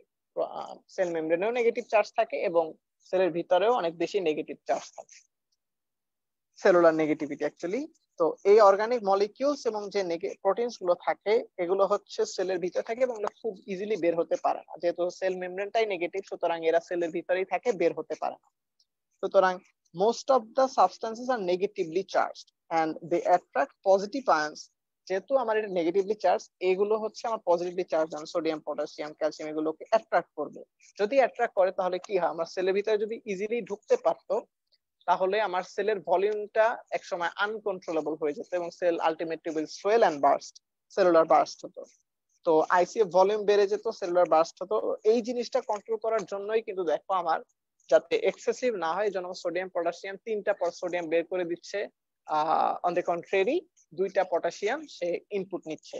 আলটিমেটলি কি আমার একটা নেট এক্সপালশন অফ সোডিয়াম হচ্ছে। তো নেট এক্সপালশন অফ সোডিয়াম হওয়ার কারণে কিন্তু আমার সেল ভলিউমটা নিয়ারলি কনস্ট্যান্ট থাকার একটা চেষ্টা করতেছে। এইটা যখন ইম্পেয়ার্ড হবে তখন সেল ভলিউমটা হ্যাম্পার্ড হবে। আর without the function sodium potassium pump most of the cells will swell and burst, যেটা বললাম এতক্ষণ ওইটাই। আর যদি ইফ দ্য সেল, যখন সেলটা সোয়েলিং বেড়ে যায় তখন হচ্ছে সেল সোয়েলিং এর সাথে কিন্তু আবার সোডিয়াম পটাশিয়াম পাম্পের রিলেশন আছে। যেমন এটা সোডিয়াম পটাশিয়াম পাম্পটাকে অ্যাক্টিভেট করে দেয়। অ্যাক্টিভেট করলে আমার সেল যখন সোয়েলেন থাকে তখন এটা হচ্ছে আমার সোডিয়ামকে বের করে দেয় বাইরে, এবং সোডিয়ামকে বের করে দেওয়ার পরে আমার সেল ভলিউমটা আলটিমেটলি কনস্ট্যান্ট পজিশনে চলে আসে। তো এইটা হচ্ছে মেমব্রেন ট্রান্সপোর্ট। এবার আসি ক্যারিয়ার মেডিয়েটেড ট্রান্সপোর্ট। এটা খুব ছোট্ট একটা জিনিস, যে transport of substance with the help of A career protein, এটা হচ্ছে ক্যারিয়ার মেডিয়েটেড ট্রান্সপোর্ট। তো যেগুলোর জন্য ক্যারিয়ার প্রোটিন দরকার, যেমন হচ্ছে ফ্যাসিলিটেটেড ডিফিউশন, অ্যাক্টিভ ট্রান্সপোর্ট, এগুলোই হচ্ছে আমার ক্যারিয়ার মেডিয়েটেড ট্রান্সপোর্ট। আরেকটা কোশ্চেন, এটা অনেক আগে একবার আসছে, যে 6 সেল সিনড্রোম কোনটা? তো 6 সেল সিনড্রোম বলতে গেলে বেসিক্যালি বোঝা যায় যে reduced functioning of the cellular sodium potassium pump। যেটা বললাম, সোডিয়াম পটাশিয়াম পাম্প যখন ইনহিবিটেড হয় তখন অনেকগুলো প্যাথোলজিক্যাল কন্ডিশনস তৈরি হয়। তো এটাই হচ্ছে one of the pathological condition, যে cell sickness syndrome, which is responsible for যেটা হচ্ছে reduced functioning of the cellular sodium potassium পাম্পের কারণে হয়ে থাকে। এটা আলটিমেটলি কনসিকোয়েন্সটা কি, যেমন হচ্ছে rise in blood potassium level and drop in sodium level. যেহেতু সোডিয়াম আমরা এক্সট্রাসেলুলার ফ্লুইড থেকে ইন্ট্রাসেলুলার ফ্লুইডে আসছে, সুতরাং ব্লাডে সোডিয়াম কমবে, পটাশিয়াম ভাইস ভার্সা ব্লাডে বেড়ে যাবে। যে কন্ডিশন গুলোতে এইটা হয় বা 6 সেল সিনড্রোম হয় তার মধ্যে অনেকগুলো 4টা রিজন দেয়া আছে এখানে, যেমন হাইপক্সিয়া, সেপসিস, হাইপোভলিমিয়া এন্ড ম্যালনারিশমেন্ট। এসব কারণে আমার সোডিয়াম পটাশিয়াম পাম্প ডিফেক্টিভ হতে পারে, আলটিমেটলি সেল সিকনেস সিনড্রোম হতে পারে। আচ্ছা, এবার ডিফিউশন নিয়ে আমরা একটু কথা বলি। Diffusion may be defined as the movement of solute particles by the normal kinetic motion. আগে বলছে normal kinetic motion from a higher concentration to a lower concentration, মানে হচ্ছে এটা এগেইনস্ট দ্য কনসেন্ট্রেশন না, এটা হচ্ছে normal movement towards the lower concentration from higher concentration. যেমন exchange of oxygen and carbon dioxide in lungs and tissues occurs the diffusion. Type কি? Simple facilitated. সিম্পলে কোনো ক্যারিয়ার প্রোটিন লাগে না, যেমন simple diffusion oxygen carbon dioxide সেলের ভিতরে lipid soluble এগুলো। আর ফ্যাসিলিটেটেড যেমন হচ্ছে যেগুলো দরকার পড়ে, যেমন ফ্যাসিলিটেড ডিফিউশন অফ গ্লুকোজ। ওকে, তো ফ্যাক্টরস যেগুলো আমার রেট অফ ডিফিউশনের উপর এফেক্ট করে সেগুলো হচ্ছে কনসেন্ট্রেশন ডিফারেন্স, যেমন দুইটা এরিয়ার মধ্যে কনসেন্ট্রেশন ডিফারেন্স থাকতেই হবে, না হলে আমার ডিফিউশন হবে না। আর ডিফারেন্স যত বেশি হবে ডিফিউশন তত বেশি হবে। ক্রস সেকশনাল এরিয়া, আমার এরিয়া যত বড় হবে আমার রেট অফ ডিফিউশন তত বেশি হবে, তত বেশি মলিকিউলস ডিফিউজ হবে। আবার ডিসটেন্স বিটুইন টু রিজিয়নস, দুইটা এলাকার মধ্যে যদি আমার ডিসটেন্স অনেক বেশি থাকে তাহলে কি ডিফিউজ হতে অনেক বেশি সময় লাগে, আর সময় অনেক বেশি লাগা মানে হচ্ছে রেট অফ ডিফিউশন অনেক কমে যাওয়া। সুতরাং এটা হচ্ছে আমার inversely proportional to the distance. Then temperature যদি বেশি হয় তাহলে হচ্ছে মলিকুল গুলোর মুভমেন্ট অনেক ফাস্ট হবে, কাইনেটিক এনার্জি বেড়ে যাবে এবং হচ্ছে এগুলো খুব ইজিলি ডিফিউশন হবে। আর সাইজ অফ পার্টিকেলস যত ছোট হবে তত বেশি ডিফিউজ হবে, এটা আলাদাভাবে বোঝানোর কিছু নাই। মলিকুলার ওয়েটও সেম, ইনভার্সলি প্রপোর্শনাল। দেন হচ্ছে thickness of cell membrane, thickness যদি বেশি হয় ডিফিউজ হওয়াটা কষ্টকর হবে এবং ডিফিউজ রেট অফ ডিফিউশনও কমে যাবে। নেক্সট হচ্ছে লিপিড সলিবিলিটি, ওই যে বললাম লিপিড সলিউবল হলে ইজিলি ডিফিউশন হবে, সিম্পলি ডিফিউশন হয়ে যাবে অক্সিজেন, কার্বন ডাই অক্সাইড, পানি। আর নাম্বার অফ প্রোটিন চ্যানেলস যত বেশি হবে, প্রোটিন চ্যানেল যদি বেশি থাকে in case of facilitated diffusion, আমার ডিফিউশন তত বেশি হবে। ওকে, ইন দ্যাট কেস এইখানে আর খুব বেশি ইম্পর্টেন্ট জিনিস নাই, তো আমরা নেক্সট টপিকে যেতে পারি আশা করি। সবকিছু হয়তো পড়ানো পসিবল হবে না, এখানে আরো ডিটেলস হয়তো অনেক কিছু আছে, বাট যেহেতু সময় স্বল্পতার কারণে আসলে সবগুলো পড়ানো সম্ভব হয়ে ওঠে না। ওকে, তাহলে নেক্সট ইয়াটা বলি যে এন্ডোসাইটোসিস। এন্ডোসাইটোসিস তো একবার বলে ফেলছি, তো আচ্ছা এন্ডোসাইটোসিস তার আমার মনে হয় না আর বলা দরকার আছে, যেহেতু সবাই জানো। এখানে একটা ছবি আছে এন্ডোসাইটোসিসের, তো এন্ডোসাইটোসিস এক্সোসাইটোসিস এই ছবিটা খুব ইম্পর্টেন্ট, ছবিটা এঁকে দিতে পারলে বেশ ভালো, পরীক্ষায় মোটামুটি ভালো মার্কস ক্যারি করা পসিবল। আর নেক্সট এখানে অনেকগুলো ডিফারেন্স আছে, যেমন হচ্ছে কি বলে অ্যাক্টিভ ট্রান্সপোর্ট, প্যাসিভ ট্রান্সপোর্টের ডিফারেন্স। এটা আশা করি এতক্ষণ যেটুকু পড়েছি তার মধ্যে খুব ইজিলি বলা পসিবল, 5-6টা পয়েন্ট। আবার at the same time active transport and facility diffusion, এটা অনেক ইম্পর্টেন্ট, এটা একটু একবার বলি যে অ্যাক্টিভ ট্রান্সপোর্ট কিন্তু এগেইনস্ট কনসেন্ট্রেশন এন্ড গ্রেডিয়েন্টের দিকে হয়, বাট ফ্যাসিলিটেড ডিফিউশন আর ডিফিউশনের সংজ্ঞায় দেখছি এটা হচ্ছে normal kinetic motion towards the lower gradient, lower concentration. সুতরাং এটা towards the concentration gradient. Energy active ট্রান্সপোর্টের ক্ষেত্রে লাগে, বাট ফ্যাসিলিটিতে কিন্তু লাগে না।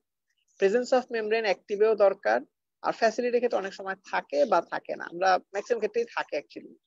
আর ডিরেকশন যদি বলি, অ্যাক্টিভ ট্রান্সপোর্টটা বেসিক্যালি ইউনি ডিরেকশনাল, ফ্যাসিলিটেটেড ডিফিউশন যেটা সেটা অনেক ক্ষেত্রে বাই ডিরেকশনালও হতে পারে, নট এক্স্যাক্টলি বলা যায় যে এটা ইউনি ডিরেকশনাল। সুতরাং রোল অফ ইলেকট্রোকেমিক্যাল গ্রেডিয়েন্ট যদি বলি, রোল অফ ইলেকট্রোকেমিক্যাল গ্রেডিয়েন্ট কিন্তু অ্যাক্টিভ ট্রান্সপোর্ট এটার উপর ডিপেন্ড করেন, বাট ফ্যাসিলিটেড ডিফিউশন ক্ষেত্রে এটার উপর ডিপেন্ড করে যে আমার গ্রেডিয়েন্টের দিকে যাচ্ছি, সুতরাং আমার কোন দিকে গ্রেডিয়েন্ট এটা আমাকে সেন্স করতে হবে।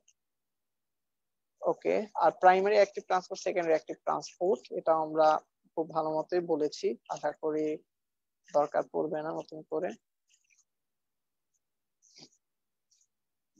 ওকে, আমরা এবার মেমব্রেন পোটেনশিয়াল নিয়ে একটু আলোচনা করি। মেমব্রেন পোটেনশিয়াল ছোট বাট অনেক ইম্পর্টেন্ট একটা টপিক।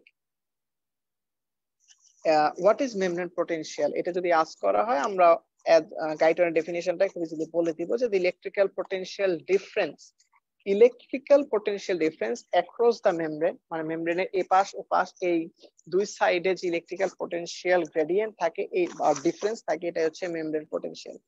এটা কি টাইপ, একটা রেস্ট্রিক্ট মেমব্রেন পোটেনশিয়াল, একটা অ্যাকশন পোটেনশিয়াল।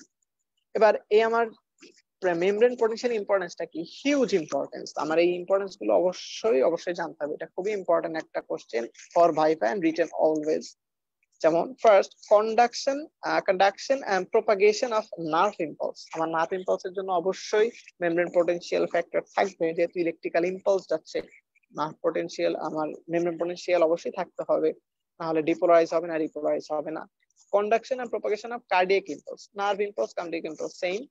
মাসেল কন্ট্রাকশন অবশ্যই দরকার, সেখানে ইম্পালস দরকার, that's why muscle contraction occurs, otherwise it will not occur.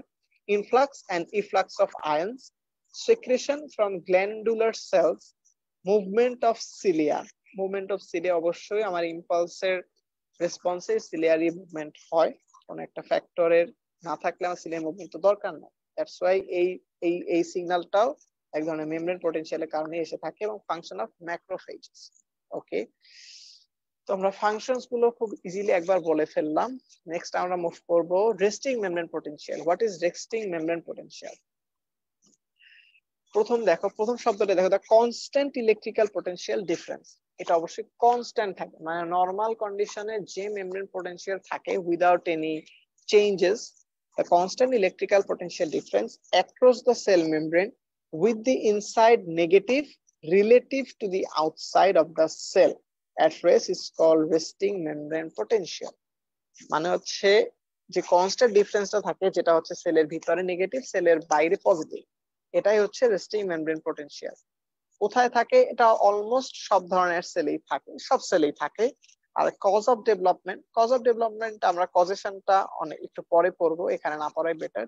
আর এখানে একটা জিনিস ইম্পর্টেন্ট থাকে যে কোন ধরনের সেল বা কোন ধরনের অর্গানে কি ধরনের নার্ভ থাকে। যেমন নার্ভ ফাইবারে থাকে হচ্ছে -90, নিউরনে থাকে নার্ভ ফাইবার, একটা নিউরন হচ্ছে হোল অ্যাজ এ হোল, আর নার্ভ ফাইবারে থাকে হচ্ছে -17 মিলিভোল্ট অলমোস্ট।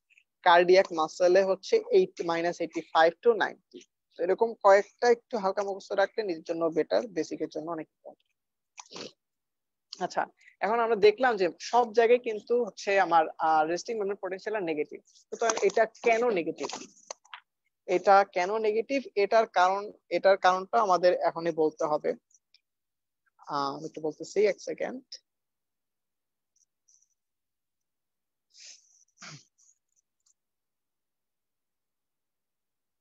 ওকে, তো আমার এটা ক্ষেত্রে দুইটা রিজন বলা হয়। একটা হচ্ছে role of Gibbs Donnan membrane equilibrium, মানে হচ্ছে গিবস ডোনার মেমব্রেন সাম্যাবস্থা, ইকুইলিব্রিয়াম যদি বাংলায় বলি।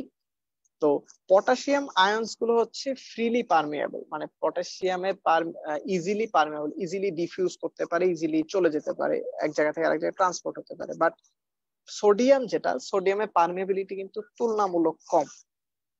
সোডিয়ামের পারমিয়েবিলিটি তুলনামূলক কম থাকে পটাশিয়ামের চেয়ে। এখন কি হয়, the cell membrane is impermeable to negatively charged proteins and phosphate, and inside the cell there is more concentration of proteins and phosphate. আগেই বলেছিলাম যে সেলের ভিতরে negatively charge proteins and other constituents থাকে এবং সেল মেমব্রেনটাও নেগেটিভলি চার্জ। সুতরাং আমার এই কন্টেন্ট গুলো বা প্রোডাক্ট গুলো কিন্তু ইজিলি সেল থেকে বের হতে পারে না। যেহেতু বের হতে পারে না, এটা সেলের ভিতরেই থাকে, সুতরাং সেলের ভিতরটা নেগেটিভ চার্জ বিরাজ করতে থাকে। সুতরাং এটা একটা cause. Secondly, role of sodium potassium pump. আমরা সোডিয়াম পটাশিয়াম পাম্পে কি দেখছি, 3টা সোডিয়াম বের হয়ে যাচ্ছে, 2টা পটাশিয়াম ভিতরে ঢুকছে, মানে নেট একটা পজিটিভ চার্জ লস হচ্ছে। এই নেট পজিটিভ চার্জ লসটাও আমার রেস্টিং মেমব্রেন পটেনশিয়ালের নেগেটিভিটিতে কন্ট্রিবিউট করে। তো এইটা দুইটা আমার কন্ডিশন, দুইটা reason for resting membrane potential being negative. ওকে, এখন এটা কিভাবে ডেভেলপ করে এবং কিভাবে মেইনটেইন হয়, এইটার ক্ষেত্রে আমার 3টা রিজন বলা হয় বেসিক্যালি। যেমন potassium diffusion to the outside of the cell through potassium sodium leak channel. দেখো, আমার সেলের ভিতরে পটাশিয়ামের কনসেন্ট্রেশন বেশি, সেলের বাইরে সোডিয়ামের কনসেন্ট্রেশন বেশি, তাহলে আমার সেল কি চেষ্টা করবে পটাশিয়াম কিছুটা বের করে দিতে, যেহেতু কনসেন্ট্রেশন গ্রেডিয়েন্ট আছে।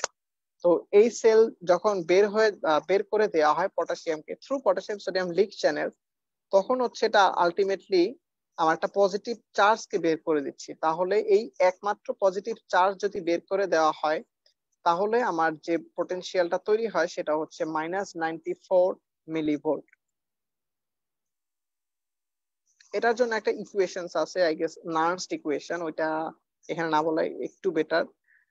A Nernst equation মানে Nernst potential corresponding to this ratio is -94 millivolt, এবং যেহেতু আমার সেলের ভিতরে around 35 times greater potassium থাকে in comparison to the outside, এইটার শুধুমাত্র যদি এটা একটা কজ হতো, তাহলে আমার membrane potential derived by Nernst equation হতো -94 millivolt। আর সেকেন্ডলি যেটা হচ্ছে আমার contribution of sodium diffusion to the inside of the cell. Sodium যেহেতু আমার সেলের বাইরে সোডিয়াম কনসেন্ট্রেশন অনেক বেশি থাকে, অ্যারাউন্ড 10 টাইমস গ্রেটার, সুতরাং আমার সোডিয়াম এর একটা টেন্ডেন্সি থাকে সেলের ভিতরে ডিফিউজ হওয়া। তো সেলের ভিতরে ডিফিউজ হওয়ার কারণে যদি আমার শুধুমাত্র এইটাই একটা কজ হতো, তাহলে আমার নার্সড ইকুয়েশন থেকে আমরা যে মেমব্রেন পোটেনশিয়াল পেতাম সেটা হতো প্লাস 61 মিলিভোল্ট অলমোস্ট। বাট কিন্তু দেখা যায় যে cell normally nerve fiber the permeability of potassium is 100% greater. আগেই বলেছি যে পটাশিয়ামের পারমিয়াবিলিটি অনেক বেশি ইন কম্পারিজন টু সোডিয়াম। সুতরাং পটাশিয়ামের পারমিয়াবিলিটি বেশি এর কারণে এটার contribution in case of resting membrane potential is much greater than sodium. সুতরাং এই এই ইন্টারাকশনের কারণে যে আমার রেস্টিং মেমব্রেন পোটেনশিয়ালটা ডেভেলপ করার কথা সেটা হচ্ছে -86 মিলিভোল্ট। ওকে, তো এই দুইটা একসাথে করলে হচ্ছে -86 মিলিভোল্ট হয়। Then contribution of sodium potassium pump, আমরা সোডিয়াম পটাশিয়াম পাম্পে দেখেছি যে সোডিয়াম পটাশিয়াম পাম্পের কারণে নেট সোডিয়াম লস হচ্ছে, মানে নেট পজিটিভ চার্জ লস হচ্ছে। সুতরাং ভিতরে নেগেটিভ চার্জ একটা ডিপেন্ড করবে। সুতরাং আবার যেহেতু তিনটা বের হচ্ছে, দুইটা ঢুকছে, মানে খুব বেশি নেগেটিভ চার্জ কিন্তু তৈরি হবে, খুব বেশি নেগেটিভ পটেনশিয়াল তৈরি হবে না। দ্যাট মিনস এইখানে দেখা যায় যে এই আমার সোডিয়াম পটাশিয়াম পাম্পের মুভমেন্টের কারণে জাস্ট খুব টাইনি একটা চেঞ্জ হয়, যেটা হচ্ছে -4 millivolt of resting membrane potential develop করে। ঠিক আছে, তো এখন -4 আমরা পেলাম। আর সোডিয়াম পটাশিয়াম বোথ, মানে সোডিয়ামের আউটসাইড ডিফিউশন এন্ড সোডিয়ামের ইনসাইড ডিফিউশন এন্ড পটাশিয়ামের আউটসাইড ডিফিউশনের কারণে যে এই ইন্টারাকশনের কারণে যে আমার রেস্টিং মেমব্রেন পোটেনশিয়ালটা হয় সেটা হচ্ছে -86 মিলিভোল্ট। তাহলে -86 মিলিভোল্ট এটার সাথে অ্যাড করো -4 মিলিভোল্ট, কত হয়? -90 মিলিভোল্ট। এটাই হচ্ছে আমার নার্ভ ফাইবারের resting membrane potential in all constant condition. এখন সরি, এটা যেটা হয় রিটেনের ক্ষেত্রে এটার সাথে ছবিটা অনেক বেশি ইম্পর্টেন্ট। ইভেন অনেক সময় ভাই দেখা গেছে যে এই ছবিটা আঁকতে বলে, ছবিটাকে মানে একটা কলম দেয় আর সাথে একটা কাগজ দেয় বা নিয়ে আসতে বলে, সাথে সাথে বলে ছবিটা আঁকো এবং ডিসক্রাইব করো। সুতরাং এই ছবিটা অনেক বেশি ইম্পর্টেন্ট। আর ছবিটা আই গেস নিচে থেকে একবার যদি এই জিনিসটা বুঝে নেওয়া যায় এবং সাথে একবার ছবিটা দেখে নেওয়া যায়, তাহলে ছবিটা মুখস্থ করার কোনো দরকারই নাই, নিজে থেকেই এটা চলে আসবে যদি বেসিক জিনিসটা বোঝা যায়। সুতরাং আশা করি সবাই ইজিলি পারবা। Okay, now we move to the action potential. Action resting membrane potential হচ্ছে all resting conditions in all constant conditions. আর অ্যাকশন পটেনশিয়ালটা হচ্ছে আমার যখন কোনো ইম্পালস দরকার, যখন কোনো একটা চেঞ্জ, তখন হচ্ছে অ্যাকশন পটেনশিয়াল ডেভেলপ করে। যেমন definition wise, action potentials are the rapid changes in the membrane potential that begins with a sudden change from the normal resting negative membrane potential to a positive potential, then ends with an almost equally rapid change back to the negative potential. মানে হচ্ছে rapid change of membrane potential, যেটা change হয় normal resting membrane potential থেকে positive দিকে। যেমন আমার ছিল -90, সে -90 থেকে সাপোজ -35 হবে, এটা হচ্ছে পজিটিভ চেঞ্জ। আবার একটু পরে with the sudden ends with an almost equal rapid change back to the negative. তো -90 থেকে -35 হলো, দেন -35 থেকে আবার -90 আসলো। এটাই হচ্ছে অ্যাকশন পোটেনশিয়াল। তো এখানে আমরা কি দেখলাম? একটা হচ্ছে পজিটিভ দিকে যাচ্ছে, এই যেহেতু আমার সেলগুলো আগেই বলছে নেগেটিভলি চার্জ। তো নেগেটিভ চার্জ মানে কি? পোলারিটি। যে কোনো একটা চার্জ থাকা মানে সেই জিনিসটা পোলারাইজড। ঠিক আছে, যেহেতু আমার সেলগুলো নেগেটিভলি চার্জ, সুতরাং এটা একটা negatively polarised component of body. তো নেগেটিভলি পোলারাইজ থাকে। এই নেগেটিভ পোলারিটিটাকে আমি যদি পজিটিভ দিকে নিয়ে যাই, তাহলে আমার কি হচ্ছে? এই পোলারাইজেশনটা আমার রিমুভ হচ্ছে আস্তে আস্তে, মানে আমি পোলারাইজেশনটাকে ক্যান্সেল করার ট্রাই করতেছি। এই যে পোলারাইজেশনটাকে ক্যান্সেল করার ট্রাই করা হয়, এটাই হচ্ছে ডিপোলারাইজেশন। কারণ আমি নেগেটিভটাকে পজিটিভ দিকে নিয়ে নিউট্রাল করার ট্রাই করতেছি, মানে we are moving towards the neutrality. That's why it's called depolarization. তো এই অ্যাকশন পোটেনশিয়ালের ফার্স্ট স্টেজ হচ্ছে রেস্টিং স্টেজ, যে স্টেজে কোনো মুভমেন্ট থাকে না, সেল মেমব্রেনে রেস্টিং মেমব্রেন পোটেনশিয়াল থাকে। এরপর যখন আমার চার্জ গুলো ভিতরে ঢুকতে থাকে, তখন হচ্ছে পজিটিভ চার্জ ভিতরে ঢুকে, তখন হচ্ছে আমার ডিপোলারাইজেশন হয়। This is the second stage. তো সেকেন্ড স্টেজে কি হয়? Basically rapid rise of membrane potential towards positive. Towards positive কিভাবে হয়? Rapid influx of sodium through voltage gated sodium channels. Voltage gated sodium channel মানে ভোল্টেজের সাথে ডিপেন্ডেন্ট যে সোডিয়াম চ্যানেলস গুলো থাকে, এটাই হচ্ছে ভোল্টেজ গেটেড সোডিয়াম চ্যানেল। তো এই সোডিয়াম চ্যানেলের মধ্যে প্রচুর সোডিয়াম ভিতরে ঢুকে এটা পজিটিভ চার্জ নিয়ে আসে এবং ডিপোলারাইজ করে। আর লাস্টলি হচ্ছে রিপোলারাইজেশন স্টেজ, মানে সোডিয়াম একবার অনেক বেশি ঢুকে যাওয়ার পরে যখন ভোল্টেজ গেটে সোডিয়াম চ্যানেলস গুলো ইনঅ্যাক্টিভেটেড হয়ে যায় তখন আর এটা কাজ করে না। তখন আমার ভোল্টেজ গেটেড পটাশিয়াম চ্যানেলস গুলো অ্যাক্টিভেটেড হয়। যেহেতু আমার শরীরের চাচ্ছে কি আমার শরীরের সেলস গুলো একটা কনস্ট্যান্ট কন্ডিশনে থাকে। কনস্ট্যান্ট কন্ডিশন কোন না, রেস্টিং মেমব্রেন পটেনশিয়াল। এখন আমার সেলের ভিতরে পজিটিভ চার্জ ঢুকে রেস্টিং মেমব্রেন পটেনশিয়ালটাকে হ্যাম্পার করলো, ডিপোলারাইজ করলো। তো আমার সেলটা চেষ্টা করবে এই ডিপোলারাইজেশন কন্ডিশনটাকে ক্যান্সেল করতে। এই ক্যান্সেল করার জন্য যখন সোডিয়াম ভোল্টেজ গেটের সোডিয়াম চ্যানেলস গুলো অফ হয়ে যায়, দেন হচ্ছে পটাশিয়াম এর জন্য যে ভোল্টেজ গেটেড চ্যানেলস গুলো থাকে সেগুলো ওপেন হয়। সোডিয়াম ঢুকলো, দেন পটাশিয়াম বের করে দিল। এটাই হচ্ছে ইফ্লাক্স অফ পটাশিয়াম, যেটার কোরেসপন্ডিং স্টেজটা হচ্ছে রিপোলারাইজেশন স্টেজ। তো this is the basic of action potential. এখন এই অ্যাকশন পটেনশিয়ালে একটা ল খুবই ইম্পর্টেন্ট, যেটা হচ্ছে অল অর নান ল। তো অল অর নান ল যদি আমরা বলতে চাই, অল অর নান, হয় সব না হলে কিচ্ছু না, একদম সহজ কথায়। সব মানে হচ্ছে যদি আমার অ্যাকশন পটেনশিয়াল যেটা বলা হয় একটা ফায়ারিং লেভেল থাকে। আমার সোডিয়াম তো ভিতরে ঢুকতেছে, রাইট? সোডিয়াম যখন ভিতরে ঢুকতেছে, সোডিয়াম কি একটা দুইটা সোডিয়াম ঢুকলেই ডিপোলারাইজেশন স্টার্ট হবে, অ্যাকশন পটেনশিয়াল ক্রিয়েট হবে? তা কিন্তু না। তখন হয়তো একটু পটেনশিয়াল বাড়বে, আবার ঠিক হয়ে যাবে। কিন্তু যখন সোডিয়াম একটা নির্দিষ্ট অ্যামাউন্টে ঢুকে, দ্যাট ইজ নির্দিষ্ট অ্যামাউন্টে ঢোকার কারণে যদি আমার মেমব্রেন পটেনশিয়ালটা একটা সার্টেন থ্রেশহোল্ড লেভেল পর্যন্ত যায়, তখনই এটা অ্যাকশন পটেনশিয়ালের সব স্টেজ গুলো কমপ্লিট করবে এবং কমপ্লিট একটা অ্যাকশন পটেনশিয়াল জেনারেট করবে, আদারওয়াইজ না। এবং আমার ওই পরিমাণ সোডিয়াম ঢোকার পরে যখন থ্রেশহোল্ড লেভেলটা পার করবে, এরপর তুমি যত পরিমাণ সোডিয়ামে ইনপুট দাও না কেন, এর আর নতুন করে কোনো অ্যাকশন পটেনশিয়াল জেনারেট হবে না এবং ওই অ্যাকশন পটেনশিয়ালে কোনো পাওয়ার বাড়বে না। মানে একবার থ্রেশহোল্ড হয়ে গেলে ইট উইল ওয়ার্ক ফুলি। তারপর থ্রেশহোল্ডের পর তুমি যদি আরো বাড়ায় দাও, এর কোনো ধরনের চেঞ্জ হবে না। মানে থ্রেশহোল্ড হলেই এটা কাজ করবে, আর সাব থ্রেশহোল্ড লেভেলে যদি থাকে এটা কখনো সামান্য চেঞ্জও বা সামান্য কাজও করবে না। This is what is all or none law. মানে থ্রেশহোল্ড লেভেলে যদি আমার মেমব্রেন পটেনশিয়াল চলে যায়, তাহলে হচ্ছে আমার অ্যাকশন পটেনশিয়াল করবে। আর যদি থ্রেশহোল্ড অ্যাক্টিভ হবে, আর যদি থ্রেশহোল্ড লেভেলের নিচে থাকে, সাব থ্রেশহোল্ড লেভেলে থাকে মেমব্রেন পটেনশিয়াল, তাহলে আমার অ্যাকশন পটেনশিয়াল তৈরি হবে না। This is all or none law. আচ্ছা, এবার এন্ড প্লেট পটেনশিয়ালটা বেশ ভালো ইম্পর্টেন্ট। এটা একটু বেসিক বলে দেই যে এন্ড প্লেট পটেনশিয়ালটা আমার নিউরোভাস্কুলার ফাংশন এর ক্ষেত্রে অনেক বেশি ইম্পর্টেন্ট। নিউরোভাস্কুলার ফাংশনের ক্ষেত্রে কি হয়, ধরো একটা নার্ভ, ছবি দেখাতে পারলে বেটার, বাট আমি দেখাতে পারতেছি না, সরি ফর দ্যাট। এখানে যেটা হয়, একটা নার্ভের প্রিসিনেপটিক পোর্শনে আমার সোডিয়াম আসে, সোডিয়াম চার্জ আসে।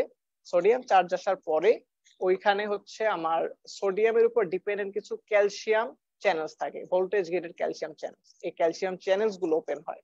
এই ক্যালসিয়াম চ্যানেলস গুলো ওপেন হওয়ার কারণে এই ক্যালসিয়াম ইনপুট হয়। ক্যালসিয়াম গুলো আমার যে অ্যাসিটাইল কোলিন ভেসিকলস থাকে, এই অ্যাসিটাইল কোলিন ভেসিকেলে একটা পোর্শন থাকে যেটাকে বলে সিন্যাপ্টোব্রেভিন। এটা জানার দরকার নেই, জাস্ট বললাম। সিন্যাপ্টোব্রেভিনটা আমার এই সিন্যাপ্টোব্রেভিনকে অ্যাক্টিভ করে আমার নার্ভ জাংশনের মেমব্রেনের সাথে, প্রিসিন্যাপটিক মেমব্রেনের সাথে অ্যাটাচ করে।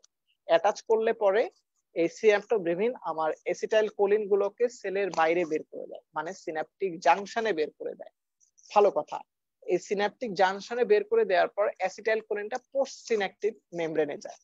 পোস্ট সিন্যাপটিক মেমব্রেনে গেলে পোস্ট সিন্যাপটিক মেমব্রেনে অ্যাসিটাইল কোনিক বা নিকোটিনিক রিসেপ্টরস থাকে। কোলিনার্জিক নিকোটিনিক রিসেপ্টরস থাকে। তো এই রিসেপ্টরস গুলো অ্যাসিটাইল কোলিনকে অ্যাটাচ করে। অ্যাসিটাইল কোলিন অ্যাটাচ হলে তখন আমার ওইখানে সোডিয়াম যে লিক চ্যানেলস, সেই সোডিয়াম লিক চ্যানেলস গুলো অ্যাক্টিভেটেড হয়ে সেখানে সোডিয়াম ইনপুট হয়। এই সোডিয়াম ইনপুট হওয়ার কারণে কি হয়, আমার সেলটা ডিপোলারাইজড হয়, পোস্টসিন্যাপটিক মেমব্রেনটা ডিপোলারাইজড হয়। এই ডিপোলারাইজড হওয়া মানে কি একটা পটেনশিয়াল চেঞ্জ তৈরি হওয়া। এই যে পটেনশিয়াল চেঞ্জটা তৈরি হলো, this is called end plate potential. এখন এন্ড প্লেট পটেনশিয়াল সাথে অ্যাকশন পটেনশিয়ালের কি রিলেশন দেখো।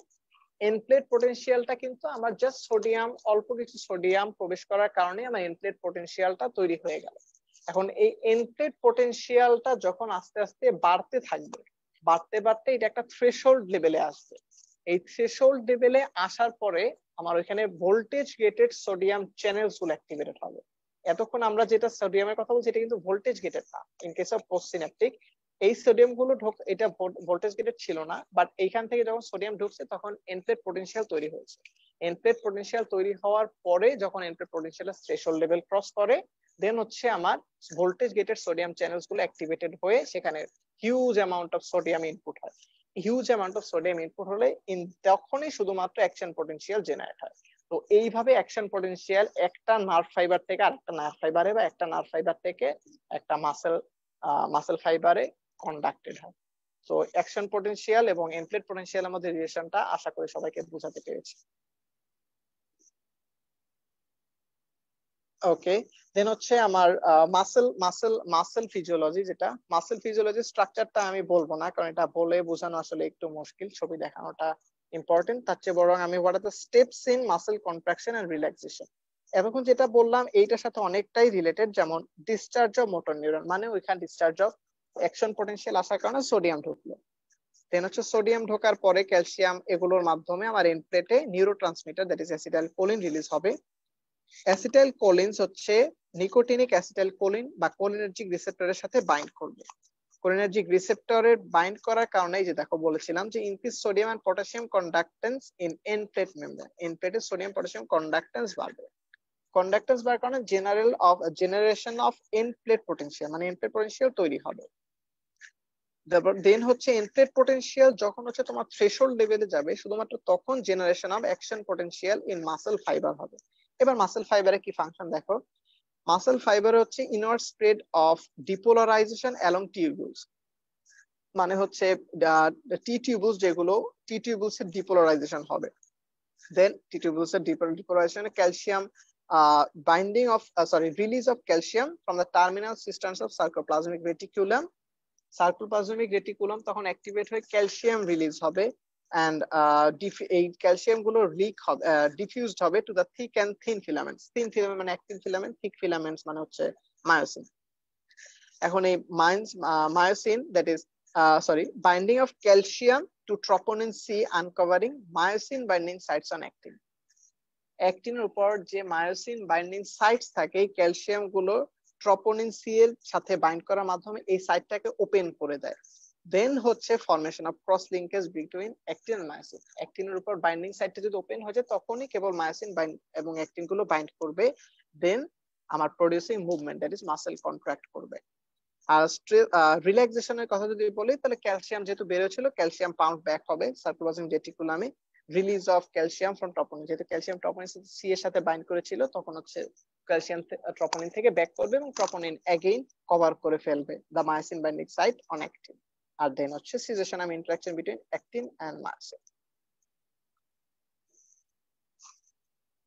ওকে, তাহলে এটা মোটামুটি বলে ফেললাম। আর একটা ব্যাপার হচ্ছে isotonic and isometric contractions with examples. যেমন আইসোটনিক হচ্ছে কি বলে, আমার টোনিসিটি, মাসেলের টোন, যেটা টোনটা চেঞ্জ হবে না বাট আমার মাসেল লেংথটা চেঞ্জ হবে। যেমন কোন জিনিস নিচ থেকে উপর, সাপোজ ডাম্বেল, আমরা ডাম্বেল নিচে রাখি আবার উপরে উঠাই, তখন হচ্ছে মাসেলের চেঞ্জ হচ্ছে, লেংথের চেঞ্জ হচ্ছে বাট টোনটা সেম থাকতেছে। কিন্তু যখন আইসোমেট্রিকের ক্ষেত্রে আমার টোনটা সেম থাকে। সাপোজ আমি একটা 10 কেজি ওজনের জিনিস মাথার উপর তুলে ধরে আছি, যেমন ওয়েট লিফটিং এর ক্ষেত্রে আমার একটা জিনিস তুলে ধরে আছি, জাস্ট তোলা জিনিসটা হচ্ছে আইসোটনিকের এক্সাম্পল। এবং ধরে রাখা, এক্ষেত্রে কিন্তু আমার মাসেলের লেংথের চেঞ্জ হচ্ছে না, কোনো জাস্ট টোনের চেঞ্জ হচ্ছে। এটা হচ্ছে আইসোমেট্রিক কন্ট্রাকশন। তো এই আইসোটনিক আর আইসোমেট্রিক এটা খুবই ইম্পর্টেন্ট।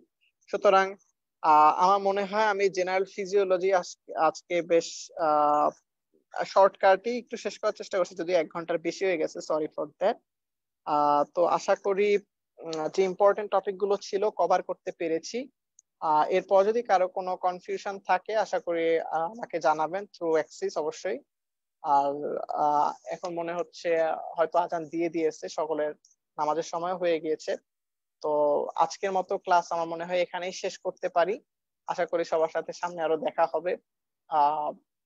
ক্লাস সম্পর্কিত যে কোনো ধরনের যদি সাজেশন থাকে, ভুল ত্রুটি যেগুলো, অবশ্যই আমাকে জানাবেন বা অ্যাক্সিস কে জানাতে পারেন। আর অ্যাক্সিস কে ধন্যবাদ এরকম ক্লাসগুলো অ্যারেঞ্জ করার জন্য। অনেক শিক্ষার্থী যেমন আমরা অনেক বেনিফিটেড হয়েছি, আবার আজকে আমাদের মাধ্যমে হয়তো একজন হলো বেনিফিটেড হয়েছে। এজন্য আসলে অ্যাক্সেসকে অসংখ্য ধন্যবাদ।